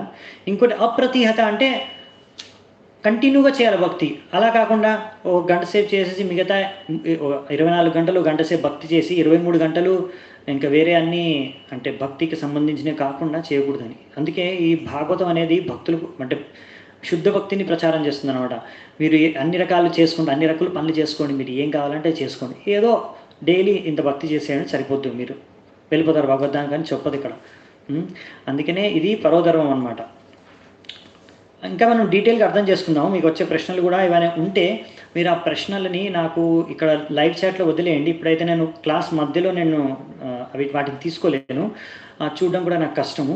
అందుకనే మీరు అందులో లైవ్ చాట్లో వదిలేసేయండి. నేను తర్వాత చూసి రేపేమైనా మీకు ఆ ప్రశ్నలు ఏమైనా ఉంటే ఇలా క్లాసుకు సంబంధించినవి అవి నేను ముందుగానే చర్చించుకొని మనం క్లాస్ ఆరంభిద్దామంట. ఆ విధంగా అయితే మనకు ఒక అనుకూలంగా ఉంటుంది. ఓకే, సో అప్రతిహత అంటే కంటిన్యూ అనమాట. అస్సలు ఎక్కడ బ్రేక్ కాకుండా మనం కంటిన్యూగా భక్తి చేసుకోవాలి. అలా కొద్దిసేపు భక్తి చేయడం, ఇంకా వేరే పనులన్నీ చేయడం, ఏవైతే భగవంతుడికి భక్తికి సంబంధించినవి కాకుండా మన ఇంద్రియ భోగానికి, అంటే ఇంద్రియ తృప్తి కూడా చాలామంది అనుకుంటారు, నీకు ఏం కావాలో అవి చేసుకో, ఏవి తినాలో అవి తిను, ఎక్కడ పోవాలో అక్కడ పోలే, ఏ తిరగాలో తిరుగు, ఏ కర్మలు అంటే అవి చేసుకో, నువ్వు డైలీ ఒక గంట సేపు, అరగంట, 10 నిమిషాలు ఒక మాల ఏదో చేసుకో, సరిపోద్ది, అంత లెవెల్ అయిపోద్ది. అలా అనుకుంటారు కొంతమంది, అది కూడా భక్తి అనుకుంటారు. కానీ అది కూడా ఒక రకం భక్తే, కానీ అది హయ్యెస్ట్ ఉత్తమమైన భక్తి కాదనమాట.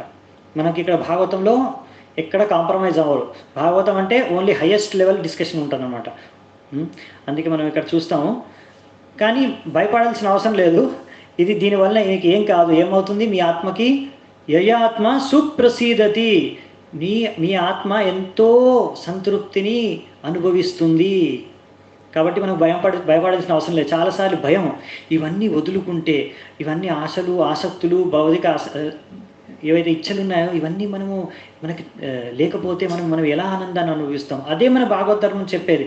ఇందులో ఆనందం లేదు, ఈ భౌతిక ఆసక్తులు, ఇంద్రియ భోగంలో ఆనందం లేదు. అసలైన ఆనందం భగవంతుడి యొక్క భక్తిలోనే ఉంది.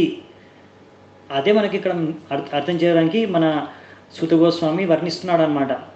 ఇది ఇలా చేస్తే మీకు ఏమవుతుంది? యయాత్మ సుప్రసీదతి. మీరు ఎలాగైతే ఒక అరగంట భక్తి చేసి మిగతా 23-4 గంటలు ఇంద్రియ భోగంలో దాంట్లోనే మునిగి తేలుతున్నారు అనుకోండి, అప్పుడు ఏమవుతుందంటే మీరు భక్తి యొక్క రసాన్ని, ఆనందాన్ని ఆ విధంగా ఆస్వాదించలేదు. కనుక మీకు ఎప్పుడు అర్థం కాదు భక్తిలో ఆనందం ఉందా లేదా అనే విషయాన్ని. మీరు అనుకుంటారా భోగవృత్తిలోనే ఆనందం ఉంది అని, ఆ మోహంలోనే మీరు జీవిస్తూ ఉంటారు. అలాగే చాలామంది జీవిస్తూ ఉన్నారు. కనుక మనకు ఇక్కడ భాగవతం అనేది హయ్యెస్ట్ ధర్మాన్ని ఎక్స్ప్లెయిన్ చేస్తుంది. 7వ శ్లోకం చూద్దామంట. మళ్ళీ ఒకసారి రిపీట్ చేస్తాను. వాసుదేవే భగవతి భక్తి యోగ ప్రయోజిత జనయత్యాసు వైరాగ్యం జ్ఞానం చ యద్ అహైతుకం. మళ్ళీ ఇంకోసారి మళ్ళీ చెప్పారన్నమాట ఆ విషయాన్ని. మనం ఎవరికి చేయాలి భక్తి అంటే కృష్ణుడికి, వాసుదేవుడికి. వాసుదేవే భగవతి భక్తి యోగ ప్రయోజిత. ఓకే. సో అంటే కృష్ణుడికి అనేక అవతారాలు ఉన్నాయి. మనం ఇక్కడ కృష్ణుడు అని చెప్పుకుంటాం, కానీ కృష్ణుడికి ఉన్న ఏ అవతారాన్ని మనము ఆరాధించవచ్చు, పూజించవచ్చు. అందుకే ఒకసారి కృష్ణుడు అంటారు, ఒకసారి వాసుదేవ్ అనే పేరుతో ఉంటుంది, ఒకసారి ఇంకో పేరుతో ఉంటుంది. మనం ఇప్పుడు అధ్యాయాలు చేసినప్పుడు వేరే వేరే అవతారాలు వచ్చినప్పుడు ఆ అవతారాలకు కూడా మనం విష్ణు అవతారాలు కూడా మనం ఆరాధించవచ్చు, పూజించవచ్చు. ఓకే. కనుక ఇక్కడ మనము అలా అర్థం చేసుకోవాలి. దాని గురించి డీటెయిల్స్ కూడా మనకి ఇంకా వస్తాయన్నమాట. కృష్ణుడికి ఎన్ని అవతారాలు ఉన్నాయి, 22 అవతారాలు యొక్క వర్ణన మనకు వచ్చే అధ్యాయంలోనే ఉంది. అప్పుడు మనం చూద్దామంట అది. అందుకని మీరు ఇప్పుడు మీరు వింటున్న కథనం ప్రకారం మీరు ఏవో నిర్ధారణలకి రాకండి. ఇంకా మీరు మొత్తం భాగవతం చదవలేదు, జస్ట్ స్టార్ట్ చేసామంతే, మొదలు పెట్టామంతే. కనుక ఇప్పుడే మీరు ఏ నిర్ధారణలకి రాకండి. మీరు మంచిగా వినండి, చదవండి. భాగవతం మొత్తం చదివిన తర్వాత అప్పుడు మీకు ఏమైనా సందేహాలు ఉంటే మీరు అడగండి. అప్పుడు మీరు ఒక నిర్ధారణకి రావడానికి ప్రయత్నించండి. ఓకేనా? సో ఇక్కడ ఏం చెప్తున్నారంటే, మనం వాసుదేవునికి, భగవంతుడికి మనము భక్తి యోగా, అదే మన ప్రాసెస్, భక్తి మార్గం. దీనివల్ల మనం భక్తి చేసుకుంటే ఏమవుతుందంటే, మనకి జనత్యాసు వైరాగ్యం జ్ఞానం చేత్ అహేతుకం. మన జ్ఞానాన్ని మనకు లాభిస్తుంది, మన జ్ఞానం అనేది వస్తుంది, జ్ఞానాన్ని మనం తెచ్చుకోగలము. అంతేకాకుండా ఈ యొక్క భౌతిక ప్రపంచం లేకపోతే భౌతిక వస్తువులు, భౌతిక ఆసక్తుల ప్రతి మనకు విరక్తి అనేది ఉత్పన్నమవుతుంది. దానికోసం మనం కష్టపడే అవసరం కూడా లేదు. భక్తి చేసుకోండి అంతే, ఆటోమేటిక్గా అన్ని ప్రాబ్లమ్స్, అన్ని సమస్యలు, అన్ని ఆసక్తులు తగ్గిపోతాయి. సో ఇంకొకటి చాలా మంచి శ్లోకం ఉందన్నమాట. ఇక్కడ నుంచి మనకి అదే మళ్ళీ రెండవ ప్రశ్న ఏదైతే ఉందో, రెండవ ప్రశ్న ఏముండే మనం చూసుకున్నాం కదా, గుర్తుందా మీకు? రెండవ ప్రశ్న ఏముండే? అన్ని శాస్త్రాల యొక్క సారం ఏమిటి? అన్ని శాస్త్రాల యొక్క సారం ఏమిటి? అది భక్తి చేయడమే. అది ఎలా చేయాలి అనే విషయాన్ని మనకు చర్చిస్తారన్నమాట. భక్తి అంటే ఏమిటి? చాలామందికి సరైన అవగాహన, సరైన అర్థం అనేది లేదనమాట. ఒక్కొక్కరు అండర్స్టాండింగ్, ఒక్కొక్కరి అవగాహన ఒక్కొక్క రకంగా ఉంటుందన్నమాట. భక్తి అంటే ఏంటి అనేది మీరు అడిగారంటే ఒక్కొక్కరు ఒక్కొక్క సమాధానం ఇస్తారు. కానీ మనం ఊహించుకున్నది భక్తి కాదు, శాస్త్రాల్లో రాసింది భక్తి. అది ఏం రాశారు భాగవద్ధర్మలో, అది మనం చూద్దామంట. ధర్మస్వనుస్థిత పుంసాం విశ్వక్సేన కథాసూయః నోత్పాదయేద్యతిరతిం శ్రమ ఏవ హి కేవలం. సో విశ్వక్సేన అంటే అది కూడా విష్ణువు యొక్క అవతారమే అనమాట. సో చెప్పాను కదా, ఒక్కొక్క దగ్గర కృష్ణుడు విష్ణువు యొక్క ఒక్కొక్క అవతారం పేరుతో భక్తి చేసుకోమని చెప్తారన్నమాట. అంటే మనం ఇక్కడ చాలా మటుకు శాస్త్రాల్లో పెద్దగా భేదం చూపించరు, కాబట్టి మనం అంతగా దాని గురించి ఆలోచించాల్సిన అవసరం లేదు. ఇప్పటి మటుకు మనం ఎగ్జాక్ట్ డీటెయిల్స్ మనకు వస్తూ ఉంటాయి శ్లోకాల్లో, అప్పుడు చూద్దామంట. ధర్మస్వనుస్థిత పుంసాం విశ్వక్సేనకతాసూయ నోత్పాదయేత్ యతిరతిం శ్రమ ఏవ హి కేలం. అంటే మీరు ఏవైనా ధర్మస్వనుస్థిత పుంసాం అంటే మీరు ఎన్నో రకాల పనులు చేస్తున్నారు మీ ధర్మం ప్రకారం. అంటే ఒక్కొక్కరు వర్ణాశ్రమ ధర్మం ప్రకారం, ఒకరు బ్రాహ్మణ వృత్తి చేస్తున్నారు, ఒకరు క్షత్రియ వృత్తి చేస్తున్నారు, ఒకరు వైశ్య వృత్తి చేస్తున్నారు, ఒకరు శూద్ర వృత్తి. మీరు ఏ పనులు చేసినా ఈ 4 కేటగిరీలో ఎక్కడో అక్కడ వేసేయచ్చు అనమాట ఆ పనులని. సో ఇలాంటి కార్యాలు మీరు చేస్తున్నారు కదా, ఇవన్నీ ఎన్ని కార్యాలు చేసినా సరే, కానీ ఇవన్నీ కార్యాలు ఇంకా మీరు భక్తి కూడా చేస్తున్నారు, భక్తిలో కూడా యాక్టివిటీస్ చేస్తున్నారు, కార్యాలు చేస్తున్నారు. ఓకే. సో ఇవన్నీ కార్యాలు ఏవైతే మీరు చేస్తున్నారో భక్తిలో కానీ, బయట కానీ, లోపల కానీ, ఇంట్లో కానీ, ఎక్కడైనా సరే మీరు ఏవైతే కార్యాలు, కర్మలు, డ్యూటీస్ ఏవైతే మీరు డ్యూటీస్ చేస్తున్నారో ఇవన్నీ చేసిన తర్వాత ఒకవేళ మీకు దాని ఫలితంగా విశ్వక్సేన కథాసూయ నోత్పాదయేత్ ఇతి రతిం, ఒకవేళ మీకు రతి ఉత్పన్నం అవ్వకపోతే, నోత్పాదయేత్ న ఉత్పాదయేత్, ఒకవేళ మీకు రతి ఉత్పన్నం అవ్వకపోతే, ఎవరి ప్రతి?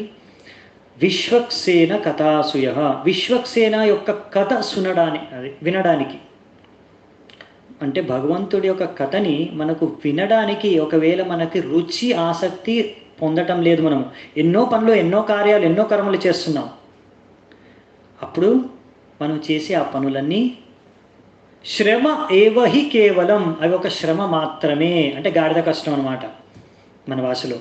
అంటే చేసి అంత కష్టపడి ఏ లాభం లేదు. శ్రమ ఏవ హి కేవలం. చూడండి, మన తెలుగు పదాలు చాలా అన్ని సంస్కృతంలోంచే వచ్చాయి. మీరు సంస్కృతం శ్లోకాలను బాగా అసలు గమనించి చదివితే మీకు శ్లోకాలతోనే సగం మీనింగ్ అర్థం అయిపోతుంది అసలు. శ్రమ ఏవహి కేవలం. నెక్స్ట్ వచ్చేసి చూద్దామంటే ఇలా. సో అంటే మనకి ఇక్కడ మన ప్రాక్టికల్ అండర్స్టాండింగ్కి మనం ఎలా అర్థం చేసుకోవాలి ఇలాంటి శ్లోకాలను అంటే, అదే మనం ఏమైనా చేయండి. ఇప్పుడు మీరు ఏ పని చేసిన తర్వాత దాని తర్వాత మీకు ఒకవేళ భగవంతుడి పట్ల ఆసక్తి పెరిగితే ఆ పనికి దాని ఫలితం అనమాట. అది మంచి పని చేశారు మీరు. అలా ఏ పనులు చేస్తే మనకి భగవంతుడి పట్ల ఆసక్తి పెరుగుతుందో ఆ పనులు మనం చేయాలన్నమాట. అలాంటి డ్యూటీస్ మనం సెలెక్ట్ చేసుకోవాలి. ఏ పనులు చేస్తే అది భగవంతుడికి మనకు దూరం చేస్తాయో, భక్తికి మనకు దూరం చేస్తాయో అలాంటి పనులను మనం చేయకుంటే బాగుంటుంది అనమాట. అది మనం మన ప్రాక్టికల్ ఒక్కొక్కరు ఒక్కో రకమైన డ్యూటీస్ ఉన్నాయి, ఒక్కో రకమైన డ్యూటీ చేస్తారు. కాబట్టి మనం ఆలోచించుకోవాలన్నమాట. ఎలా మనం మన డ్యూటీస్ చేసుకుంటూ కూడా మనం ఎప్పుడైనా సరే భగవంతుడి యొక్క కథ పట్ల ఆసక్తి మనకు పెరుగుతుందా లేదా అనే విషయాన్ని మనమే గమనించుకోవాలి. సో ఇలా ఇంకొక విషయం కూడా ఇక్కడ చెప్తారన్నమాట. ధర్మస్య హి అపవర్గస్య నార్థోర్తాయో కల్పతే నార్థస్య ధర్మైకాంతస్య కామో లాభాయ హి స్మృతః. సో మనం ఏవైతే పనులు చేస్తామో అవన్నీ మనము కృష్ణుడి భక్తిలో ఎలా మనం ముందుకెళ్ళాలి అని ఆలోచన అదే మన ఒక లక్ష్యంగా మనం చేయాలన్నమాట. అంతేగాని ఈ పని చేస్తే, ఈ కార్యం చేస్తే నాకేదో భౌతిక లాభం మనకు కలుగుతుంది అనే ఉద్దేశంతో చేయకూడదు అనమాట. ఇక్కడ మనం చర్చించుకునేవన్నీ చాలా హై లెవెల్ అండి. అందుకనే మీకు ఒకవేళ అనిపించిందంటే అదేంటివి నేను ప్రతి దాంట్లో భక్తి అని చెప్పేస్తున్నాడు, అదే హైయెస్ట్ అని చెప్తున్నాడు. మరి భాగవతం అదే చెప్తుందండి. ఇది చాలా టాప్ లెవెల్ స్క్రిప్చర్. వేరే ఉన్నాయి చాలా పురాణాలు, లేకపోతే వేరే మీకు మార్గాలు ఉన్నాయి, కర్మమిశ్ర భక్తి అని. అక్కడ చాలా దగ్గరలు చెప్తారు, మీరు ఈ కర్మలు చేసుకుంటూ కొద్దిగా చేసుకోండి అంటే వాళ్ళ లెవెల్ ప్రకారం చెప్తూ ఉంటారు అనమాట. ఇక్కడ కూడా మనకి ఏం భాగవద్ధర్మలో కూడా మనకి ఇక్కడ ఏం చెప్పట్లేదు. మీరున్న ప్రభుపాదుల వారు కూడా చెప్తారు, శ్రీ చైతన్య మహాప్రభు కూడా చెప్తారు, గృహేతాకో వనేతాకో సదా హరి బోలేటాకో. ఎక్కడైనా మీరు ఉండండి, ఏమైనా పని చేసుకుంటున్నారు, దాంతోపాటు మీరు భగవంతుడి నామాన్ని జపించాలి అని. సో అదేవిధంగా ఇక్కడ కూడా చెప్తున్నారు, మనకి ఏవైతే మనం చేస్తున్నామో మనము భగవంతుడి భక్తి చేయగలుగుతున్నాము, దీనివలన భగవంతుడి భక్తికి మనకు దోహదపడుతుంది, ఆ విధంగా ఆలోచిస్తూ మనం పనులు చేయాలన్నమాట. దానికి వచ్చే లాభం మనము అంటే భౌతిక ఆసక్తికి లోనయ్యి అంటే లోపానికి లోనయ్యి భక్తిని త్యాగం చేసుకొని ఆ పనులు చేయకూడదు అనమాట. మనకు ఒకవేళ అది అనుకూలంగా ఉన్నాయి మన భక్తి కంటే చేసుకుంటూ వెళ్ళిపోవాలంట. అలా మనం చూసుకొని మనం పనులు చేయాలన్నమాట. ఎప్పుడైనా సరే మనం ఈ పనులు చేయడం వల్ల మనకు ఇంద్రియ తృప్తి చేసుకోవడానికి మంచి అవకాశం దొరుకుతుంది, అందుకే ఈ పని చేస్తాను, అది తప్పనమాట. అలా ఆలోచన చేయకూడదు. కామస్యనేంద్రియ ప్రీతిర్ లాభో జీవేత యావత్ జీవస్య తత్వ జిజ్ఞాస నాతో యస్య కర్మభిః. సో మనం ఎప్పుడైనా ఏదైనా మనకి ఇచ్చలు ఉన్నాయో, కామస్యనేంద్రియ ప్రీతి లాభో జీవిత యావత్. సో అవి ఎప్పుడైనా సరే మనము ఏవైతే మనకు జీవితంలో ఎన్ని ఆశలు ఇచ్చలు ఉన్నాయో అవన్నీ ఎప్పుడు మనము ఇంద్రియ భోగానికి కోసం అది అలా మనము ఆశించకూడదు. అరే ఇంద్రియ భోగం ఎలా చేయాలి, ఎలా చేయవచ్చు, ఇంద్రియాన్ని ఎలా భోగించుకోవచ్చు, ఎప్పుడు మనం మన సెన్స్ ఎంజాయ్మెంట్ కోసం ఆలోచించకూడదు. మనము అంటే మీరు అడగవచ్చు, అంటే మనం తినకూడదా ఏంటి, పడుకోకూడదా, మనం తినాలి కదా, అంటే ఏదో ఒకటి అంటే ఇక్కడ ఏమంటున్నారంటే మీరు తినండి, పడుకోండి, మీరు లైఫ్ స్టైల్ మంచిగా మెయింటైన్ చేయండి. ఎందుకు మనం ఈ జీవితాన్ని మెయింటైన్ చేస్తున్నాం? మనం ఇది ఒక వాహనం, ఈ శరీరం అనేది ఒక వాహనము మన గమ్యానికి చేరుకోవడానికి. మన గమ్యం ఏంటి? భగవద్ధామం. అక్కడికి చేరుకోవడానికి ఇది ఒక వాహనం. సో వాహనాన్ని మనం మంచిగా మెయింటైన్ చేసుకోవాలి, అది మన కర్తవ్యం. ఆ విధంగా మీరు మెయింటైన్ చేయండి. అంటే మీరు తింటారు, ప్రసాదం తీసుకోండి. ఎందుకు తీసుకుంటున్నారు? మనం ప్రసాదం తీసుకోవాలి, టైంకి ప్రసాదం తీసుకుంటేనే మన శరీరం బాగా పనిచేస్తుంది. అవునా? టైంకి రెస్ట్ తీసుకుంటేనే, సమయానికి పడుకుంటేనే మీకు అది కూడా మన శరీరానికి సరైన రెస్ట్ దొరకాలి. అప్పుడే మీరు భగవంతుడి భక్తి కూడా ఈ వాహనం ద్వారా చేస్తారు, అంతే కదా. మీరు మాల చేతితోనే చేస్తారు కదా, నోటితోనే హరే కృష్ణ మహామంత్రం జపం చేస్తారు కదా. సో మనం చేసే పనులన్నీ దానికి ఈ శరీరాన్ని మనం ఉపయోగిస్తున్నాం కనుక ఈ శరీరం మనకు బాగుంటేనే మనము ఆ పనులన్నీ భగవంతుడి యొక్క భక్తి కార్యాలు కూడా మనం చేయగలం. అందుకనే మనం ఈ శరీరాన్ని కాపాడుకుంటాం. చెప్పాను కదా, ముందు కూడా మనం ఒకసారి చెప్పుకున్నాం కదా. అంతేకాని ఈ భౌతిక భోగవృత్తి పెంచుకోవడానికి కాదు. అసలు చెప్పాలంటే మీరు సైన్స్తో కూడా మీరు చూసుకుంటే ఎప్పుడైతే ఎక్కువగా ఎవరైతే వ్యసనాలకు లోనవుతారో అప్పుడు వాళ్ళ శరీరం కూడా ఖరాబ్ అంటే చాలా రోగాలకి లోనవుతుందన్నమాట. ఎక్కువగా సిగరెట్ తాగారనుకోండి ఏమవుతుంది, వాళ్ళ లంగ్స్ ఖరాబ్ అయిపోతాయి, క్యాన్సర్ వస్తుంది. ఎక్కువగా మందు తాగారనుకోండి లివర్ ఖరాబ్ అయిపోతుంది, లివర్ క్యాన్సర్ వస్తుంది. అవైద్య స్త్రీ సంఘం చేసి ఎయిడ్స్ లాంటి రోగం వస్తుంది, దానికి విరుగుడే లేదు. కనుక ఇలాంటివన్నిటి గురించి మనము కష్టపడవచ్చు. చాలామంది ఏంటి ఎంతో డబ్బులు సంపాదిస్తారు, ఎంత సంపాదించినా ఈ వ్యసనాలకి మొత్తం ఖర్చు అయిపోతుంది. వీటి కోసమే ఈ వ్యసనాలకు లోనై బానిసలై ఆ వ్యసనాలు ఆ ఇంద్రియాలని తృప్తిపరచుకోవడానికి ఎంతో కష్టపడుతూ ఉంటారు అన్నమాట. సో అలాంటి శ్రమ అనేది మనం పడకూడదు. ఇక్కడ చెప్పేది ఏంటంటే మనము మన శరీరాన్ని బాగా చూసుకోవాలి, ఎందుకంటే దీని ద్వారా మనం భగవంతుణ్ణి చేరుకోవడానికి మనకు ఉపయోగపడుతుంది. మరి భగవంతుడు అంటే ఎవరు? మనం చెప్తున్నాం భగవద్ధామం అంటే ఏంటి? రకరకాల మనుషులకు రకరకాల మనం అర్థం ఉంటుంది, అంటే అర్థం చేసుకుంటారనమాట. నేను చెప్పాను కదా ముందు కూడా ఒకసారి. ఇప్పుడు దాన్ని ఒక 11th నంబర్ శ్లోకం అంటే 11వ నంబర్ శ్లోకంలో క్లియర్గా వర్ణిస్తారన్నమాట. వదంతి తత్తత్వవిదస్ తత్వం యజ్ఞానమద్వయం బ్రహ్మేతి పరమాత్మేతి భగవానితి సభ్యతే. సో ఇక్కడ చెప్పారనమాట, ఈ ఆధ్యాత్మిక పథాన్ని అనుసరించే వ్యక్తులు 3 వెరైటీలు ఉంటారనమాట, 3 రకాలు ఉంటారు. ఒకరు ఏంటంటే భగవంతుడు అంటే భగవతత్వాన్ని ఇది భగవతత్వం అర్థం చేసుకోవడానికి ఈ యొక్క మన అధ్యాయం. సో మనము భగవతత్వాన్ని అర్థం చేసుకోవడానికి ప్రయత్నిస్తాం. ఇక్కడ చెప్పారన్నమాట, బ్రహ్మేతి పరమాత్మేతి భగవానితి సభ్యతే. సో అన్నిటికన్నా ఫస్ట్ వచ్చేసి బ్రహ్మేతి. చెప్పాను కదా మీకు, భగవంతుడు తన ధామంలో ఉంటాడు. భగవంతుడి యొక్క శరీరం నుంచి ఎంతో వెలుతురు, జ్యోతి, ప్రకాశం అనేది బయటకు వస్తుంది అన్నమాట. అయితే భగవంతుడు ధామం బయట కూడా అంటే వైకుంఠ లోకం మొత్తం, గోలోకం, వైకుంఠ లోకం, అయోధ్య ధామం ఇవన్నీ ఉంటాయి. చాలా ప్లానెట్స్ ఉన్నాయి మనకి ఇక్కడ. ఎలాగైతే గ్రహాలు ఉన్నాయో అలాగే ఆధ్యాత్మిక జగతంలో ఎన్నో ఎన్నో ఎన్నో ఇక్కడికన్నా ఎక్కువగా, ఇక్కడికన్నా 3-4 రేట్లు ఎక్కువే అక్కడ గ్రహాలు ఉన్నాయన్నమాట. మీరు లెక్క పెట్టలేరు, అన్ని గ్రహాలు ఉన్నాయి. ఒక్కొక్క గ్రహం మీద భగవంతుడు ఒక్కొక్క అవతారం ఉంటుందన్నమాట.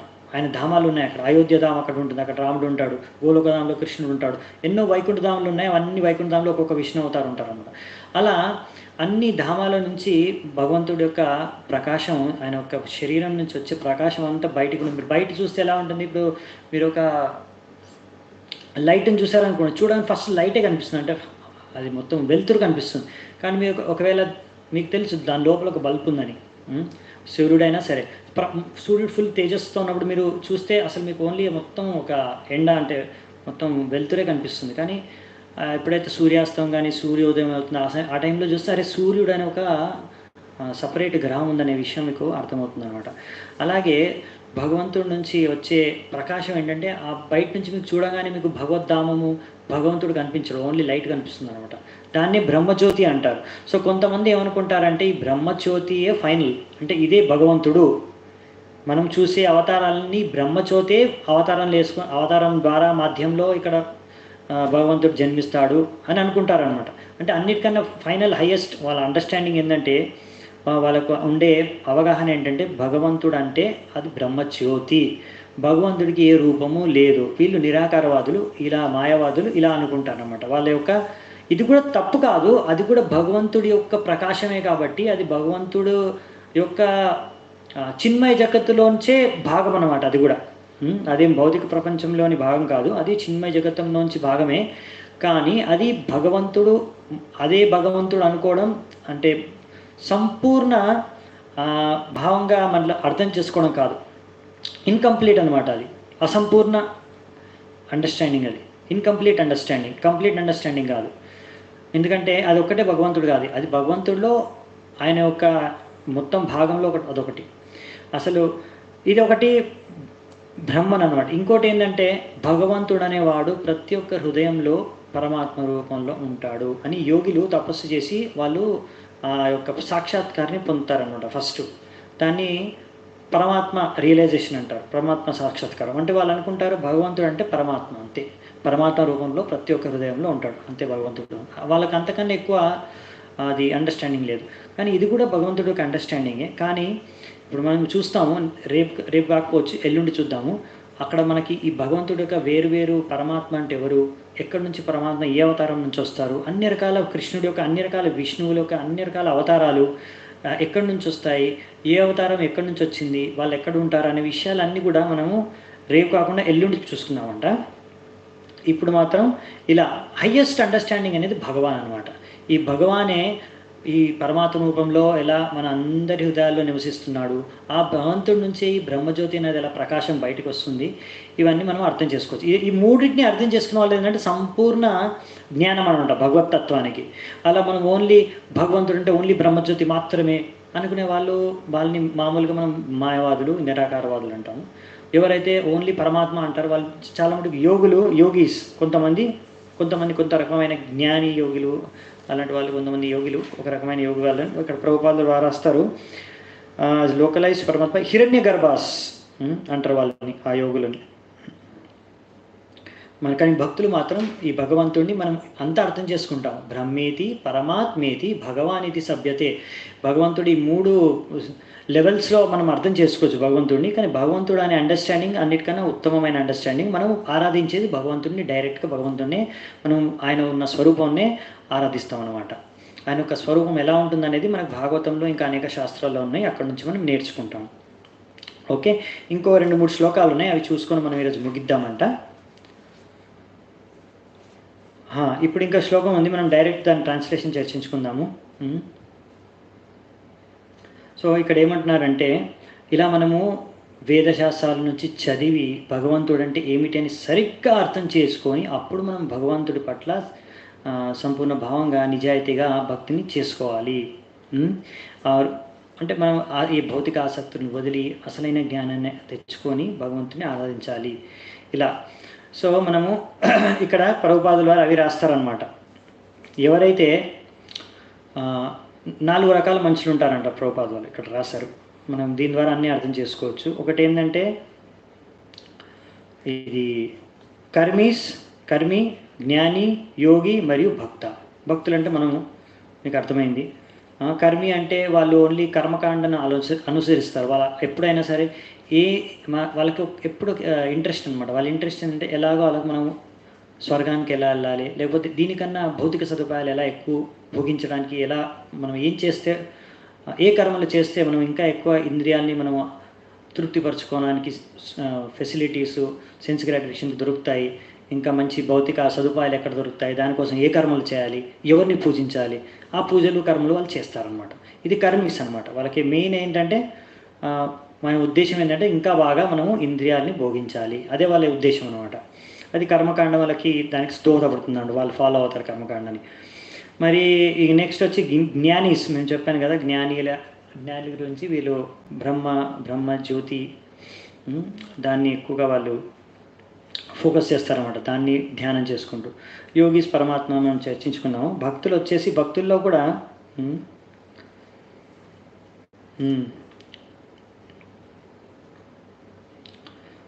భక్తుల్లో వచ్చేసి కూడా మన భక్తుల్లో కూడా 3 రకాలు చెప్తారు ప్రభుపాదులు గారు. First class, second class, third class అని చెప్పారు సింపుల్గా. లేకపోతే మనం కనిష్టాధికారి, మధ్యమాధికారి, ఉత్తమాధికారి అనొచ్చు. లేకపోతే ఎలాగైనా మీరు అర్థం చేసుకోండి, ఒకటే. సో కనిష్ట అంటే కొత్త భక్తులు అన్న కొత్తగా తయారయ్యే భక్తులు ఏంటంటే వాళ్ళు ఏంటంటే మామూలుగా భగవంతుడికి బాగా ఆరాధిస్తారు, నమ్మకం ఉంది వాళ్ళ మీద. కానీ భక్తుల యొక్క సాంగత్యాన్ని, దాని యొక్క విలువను వాళ్ళు అర్థం చేసుకోరనమాట. వాళ్ళు ఓన్లీ భగవంతుడికే ప్రణామాలు అర్పిస్తారు, భక్తుల యొక్క సంగత్యాన్ని వాళ్ళు స్వీకరించారు, లేకపోతే భక్తులకు వాళ్ళు ఆదరణ అనేది ఇవ్వరు అనమాట. సో కానీ వాళ్ళు ఎప్పుడైతే భక్తుల యొక్క ముఖాల నుంచి వాళ్ళు ఎప్పుడైతే ఈ శాస్త్రాలని నేర్చుకుంటారో అప్పుడే వాళ్ళ యొక్క భక్తి యొక్క ప్రగతి అనేది జరుగుతుందని మన ప్రభుపాదుల వారు చెప్తారనమాట. అంతేగాని మనం ఎప్పుడైనా సరే ఈ యొక్క భగవతత్వాన్ని, భాగవతాన్ని ఎవరైతే భక్తులు కాదో వాళ్ళ ముఖాల నుంచి మనం వినకూడదు.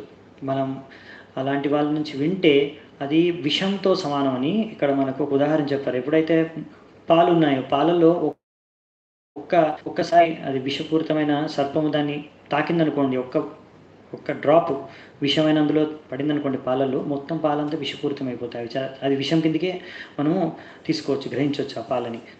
ఆ పాలంలో ఉన్న లక్షణాలన్నీ విషపూరితం అయిపోతాయి అన్నమాట. అందుకనే మనం ఎప్పుడైనా సరే ఇలా ఎవరైతే భక్తులు కాదో ఎవరైతే వాళ్ళు బిజినెస్ లాగా ఒక భాగవత కథన ప్రవచనాన్ని చేస్తున్నారో వాళ్ళ దగ్గర నుంచి మనము వినకూడదు అనమాట. అలా. ఇంకోటి ఏంటంటే మనం మధ్యమాధికారి, ఇంకోటి ఉత్తమాధికారి. మధ్యమాధికారి అంటే వాళ్ళు ఇంకా మనలాగా అంటే ఇంకా సాధన చేస్తున్నారు. సాధన చేస్తున్నారు, అలాగే భక్తులతో సాంగత్యం చేస్తున్నారు. వాళ్ళు కేర్ఫుల్గా ఉంటారన్నమాట. ఎవరైతే నాస్తికులో, ఎవరైతే భగవంతుడు అంటే వాళ్ళకి ఇష్టం లేదో అలాంటి వాళ్ళతో దూరంగా ఉంటారు. ఎవరికైతే సామాన్య ప్రజలు ఎవరికైతే భగవంతుడి నుంచి తెలీదో వాళ్ళకి భగవంతుడి నుంచి తెలుపుతారు. మరియు ఎవరైతే భక్తిలో ఉన్నతమైన స్థితిలో ఉన్నారో వాళ్ళ సాంగత్యాన్ని కూడా వారు స్వీకరిస్తారనమాట. ఇలా వీళ్ళని మధ్యమాధికారి లేకపోతే సెకండ్ క్లాస్ డివోటీస్ అంటారు. అలా మనము ప్రాక్టీస్ చేయొచ్చు అనమాట. అలా కొత్తగా అంటే నియోఫైట్ కనిష్టాధికారి నుంచి మనం ఈ సెకండ్ క్లాస్ లేకపోతే మధ్యమాధికారి స్టేజ్కి మనం వెళ్ళడానికి ప్రయత్నించాలన్నమాట. ఇంకా శుద్ధ భక్తులు అనే వాళ్ళు ఉత్తమ అధికారుల స్థాయిలో ఉంటారనమాట. వాళ్ళు చాలా హైయెస్ట్ టాప్ స్టాండర్డ్. వాళ్ళు మొత్తం శుద్ధ భక్తులు అనమాట. వాళ్ళు భక్తుడు అందరినీ బాగా ఆరాధిస్తారు. వాళ్ళది హైయెస్ట్ లెవెల్. అది మనం ఇంకా డీటెయిల్స్ మనం భాగవతంలో చర్చించుకుంటాం ముందుకెళ్ళినప్పుడు. నెక్స్ట్ శ్లోకం చూద్దామంట. 13వ నంబర్ శ్లోకం. అతః పుంభిర్ద్విజశ్రేష్ఠ వర్ణాశ్రమ విభాగశః స్వనుస్థితస్య ధర్మస్య సంసిద్ధిర్హరితోషణం. సో మనకి వర్ణాశ్రమ ధర్మం ఉంది. ఇలా ఎందుకు మనకి వర్ణాశ్రమ ధర్మం ఉంది? దాని ప్రకారం చేసే ధర్మాల యొక్క లక్ష్యం ఏంటి? సంసిద్ధిర్ హరితోషణం. భగవంతుడు హరిని సంతుష్టపరచడానికే మనం ఏ అయితే ధర్మాలు చేస్తున్నామో దాని యొక్క అంతిమ లక్ష్యం ఏంటి? ఏదైతే పనులు చేస్తున్నామో, ఏ కార్యాలు చేస్తున్నామో దాని అంతిమ లక్ష్యం ఏంటి? వర్ణాశ్రమ ధర్మం ప్రకారం కానీ ఏదైనా కానీ దాని యొక్క లక్ష్యం ఒకటే. ఏంటది? భగవంతుడిని సంతుష్టిపరచడం. ఇది మనం అర్థం చేసుకోవాలన్నమాట. సో అలా అర్థం చేసుకొని మనం భగవంతుడిని మనం ఆరాధించాలి. అలా దేర్ఫోర్ తస్మాదేకేన మనసా భగవాన్ సాత్వతాం పతిః శ్రోతవ్యః కీర్తితవ్యశ్చ ధ్యేయః పూజ్యశ్చ నిత్యదా. సో మనము ఇలా అర్థం చేసుకొని సరిగ్గా భగవంతుడు అంటే ఎవరు, అన్నిటికీ భగవంతుడు ఎలా మనం లక్ష్యము అని అర్థం చేసుకొని మనం భక్తిని చేయాలి. ఎలా? ఏకాగ్రతతో మనం భక్తిని ఏకేన మనస ఏకాగ్రతతో మనం భక్తిని చేయాలి. ఎలా చేస్తాం మనం భక్తి? శ్రోతవ్య వింటాం అనమాట, శ్రవణం చేయడం ద్వారా. శ్రోతవ్య కీర్తితవ్యస్థ భగవంతుడి యొక్క గుణగణాల్ని గానం చేయడం వల్ల. ధ్యేయ పూజ్యశ్చ నిత్యదా. మనం ఎప్పుడైనా సరే భగవంతుడిని స్మరిస్తూ ఆయనని ఆరాధించడం, ఆయన విగ్రహ ఆరాధన చేయడం, ఇలా అనమాట. ఈ విధంగా మనం చేయొచ్చు.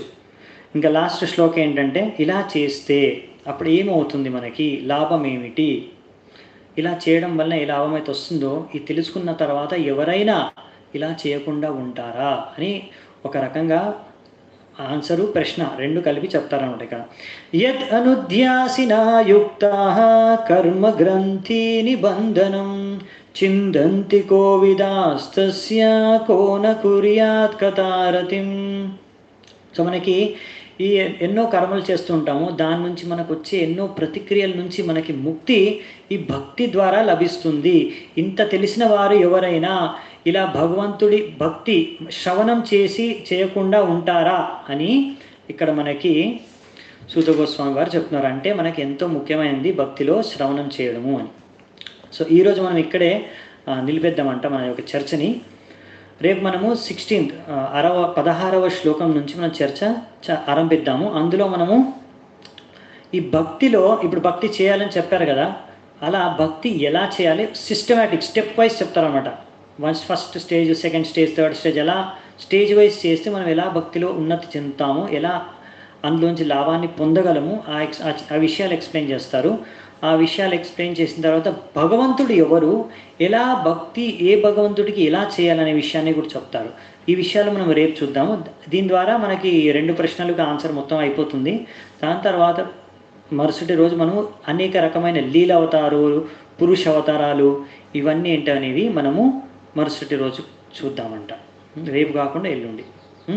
ఇవన్నీ చూసుకున్న తర్వాత ఇంకా అన్ని భాగవతంలో ఎన్నో విషయాలు ఇంకా ముందుకుంటాయి, అవి చూసుకుంటూ వెళ్దామంట. సరే, ఇప్పుడైతే ఇక్కడే మనం ముగిద్దాము. సమయం కూడా చాలా అయిపోయింది. మీ అందరికీ ధన్యవాదాలు ఇంతసేపు ఓపిక కథ విన్నందుకు. శిల ప్రభుపాద కీ జై, శ్రీమద్ భాగవతం కీ జై. समवेत गौर भक्त वृंद की जय। निताय गौर सीतानाथ प्रेमानंदे हरि हरि बोल।